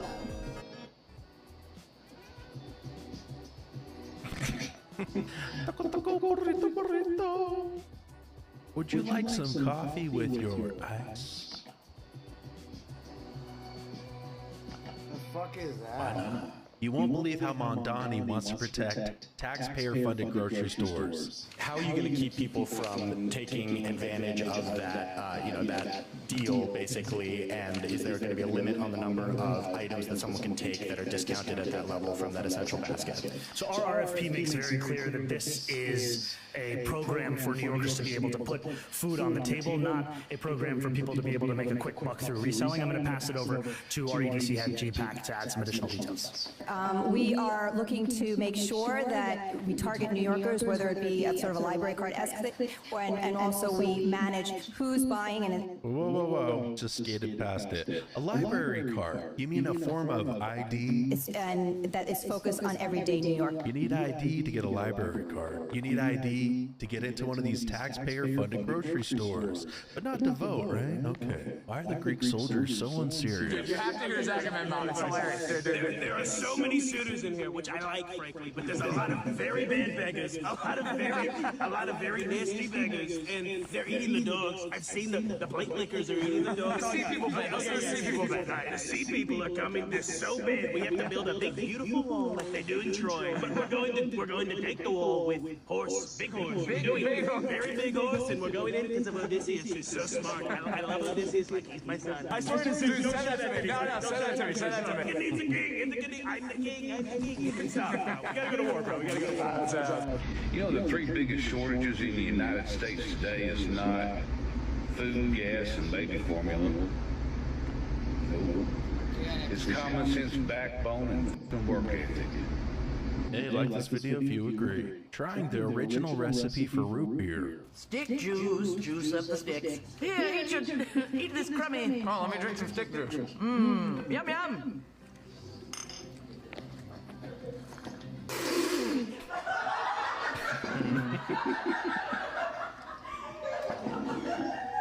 Chef Burger, is something the matter? That's horrible. This video is for my geography teacher, who said that they will never go anywhere in life. Look at now. Eiffel Tower, Italy. I'm Carolyn. I'm a recovering Californian, and today's Southern lesson is these are called tortilla chip trees. This is actually a Tostitos grove. I thought they grew in scoops, but they don't. So I guess in the South they actually call them cornbread orchards. At least she's trying, guys. You know, at least she's trying. What video made you laugh? Drop a comment down below. Don't forget to like and subscribe to Conservative Vibes. I'm CV, and I'll see you in the next video. If you identify as American, grab a t-shirt from conservativevibes.com. All of our shirts are made in the US of A. That's those conservative vibes, country roots and American pride. If you made it this far, go on, hit that subscribe. We'll be right back tomorrow with conservative vibes. Oh, yeah.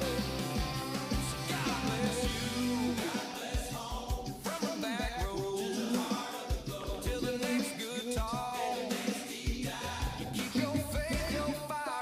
conservative vibe.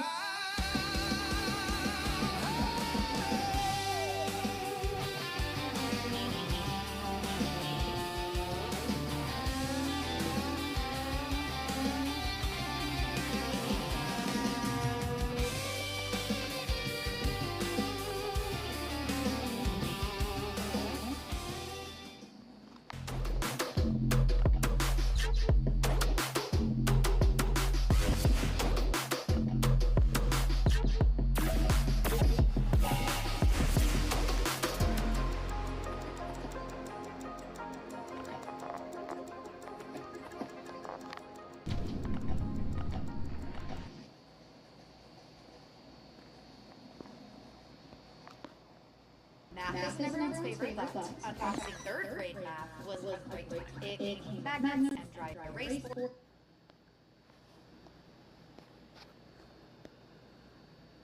So you see that wall of smoke that has sat in on top of our region as we are working right now to get some answers for you. Let's take you live to the Sheriff Norris. Of the Old Trails fire that started on August 1st at about 10 a.m. I am joined by our prosecuting attorney, Preston McCollum, and Chief Dave Ellis of Spokane Valley Police, and Undersheriff here with the Sheriff's Office. I'm going to share some information with you.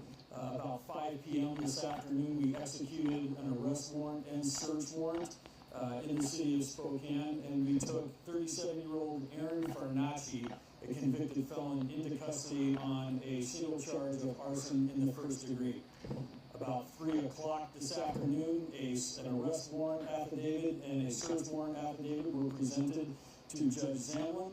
She signed the arrest warrant and set a $1 million bond on Mr. Farnacci.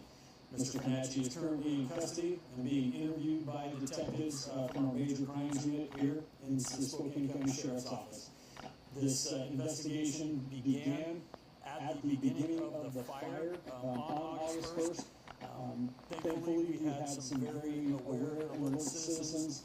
They were driving into the area where the fire started, near Euclid and Old Trail and Euclid. The witness, a citizen, very good citizen, noticed a male standing on the side of the road looking into the trees as he was going to pick somebody up. About 10 minutes later, he was coming back to the area. He noticed the male was bending down near some grass. At that point, the male stood up and looked very nervous, according to our citizen witness. At that point, the male walked away. The citizen returned to the house. A short time later, after being home, they saw smoke coming from what they believed was the area that they had seen the male bending down by the side of the road.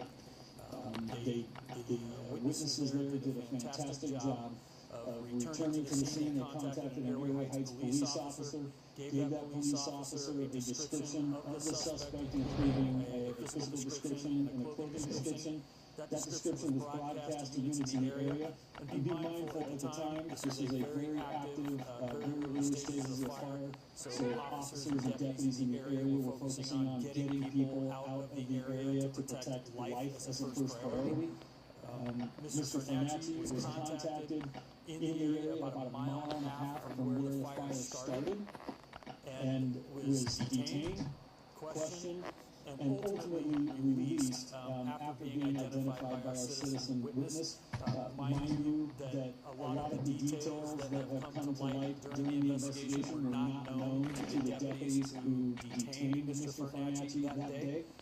But because of body-worn camera evidence and reports, when major crimes detectives started investigating that early yesterday, they were able to identify him, and working with investigators from the Department of Natural Resources and major crimes detectives in Spokane County, they were able to identify him, develop probable cause, and determine that the origin of the fire was indeed exactly where the witnesses had seen Mr. Farnacci kneeling in the grass earlier that day.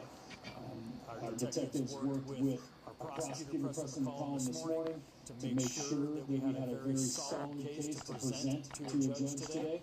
And again, as I said, the judge signed the warrant at 3 p.m. and we had him in custody at 5 p.m. with the assistance of our SWAT team's warrant assistance group. This was fantastic, very quick work by everybody involved. As it happens in so many critical cases, it was citizens who were paying attention to their surroundings, being aware and willing to step up and say something that led to the relatively quick apprehension of Mr. Farnacci. Mr. Farnacci is a convicted felon out of the state of Arizona. He has a felony conviction for manslaughter and a preceding arrest in the same case in premeditated murder in the state of Arizona. I will say that we had a lot of cooperation from fire investigators and other people involved in this case. And I'm calling it. We're gonna watch make sure that he is. This investigation as it goes forward, and by the way, it is a continuing and ongoing investigation. We will be looking into any other crimes Mr. Farnacci may have committed in the past. We will also be looking into other charges that may come about as the facts and circumstances of the Old Trail fire come to light and come to be known. Just know that this charge is what we have probable cause for right now. It is a serious charge. It is significant, but these charges may change as the investigation goes on. And again, other facts and circumstances come to be known. I'm going to turn the time over to Prosecutor McCollum here, and then we'll have questions after that. I don't have a whole lot more to add to this. Part of my purpose in addressing each of you is to indicate again, this is an active and ongoing investigation. To the extent that the public could have information about Mr. Farnacci or about any other involvement, we are asking for the public to provide that input. As the sheriff pointed out today, it was through the diligent work of vigilant citizens who were noticing things that were awry in their community, who were noticing things that were different, who actually reported it, and who took the time to engage with law enforcement and make sure that the necessary information. I'm going to turn the time over to Prosecutor McCollum here, and then we'll have questions after that. I don't have a whole lot more to add.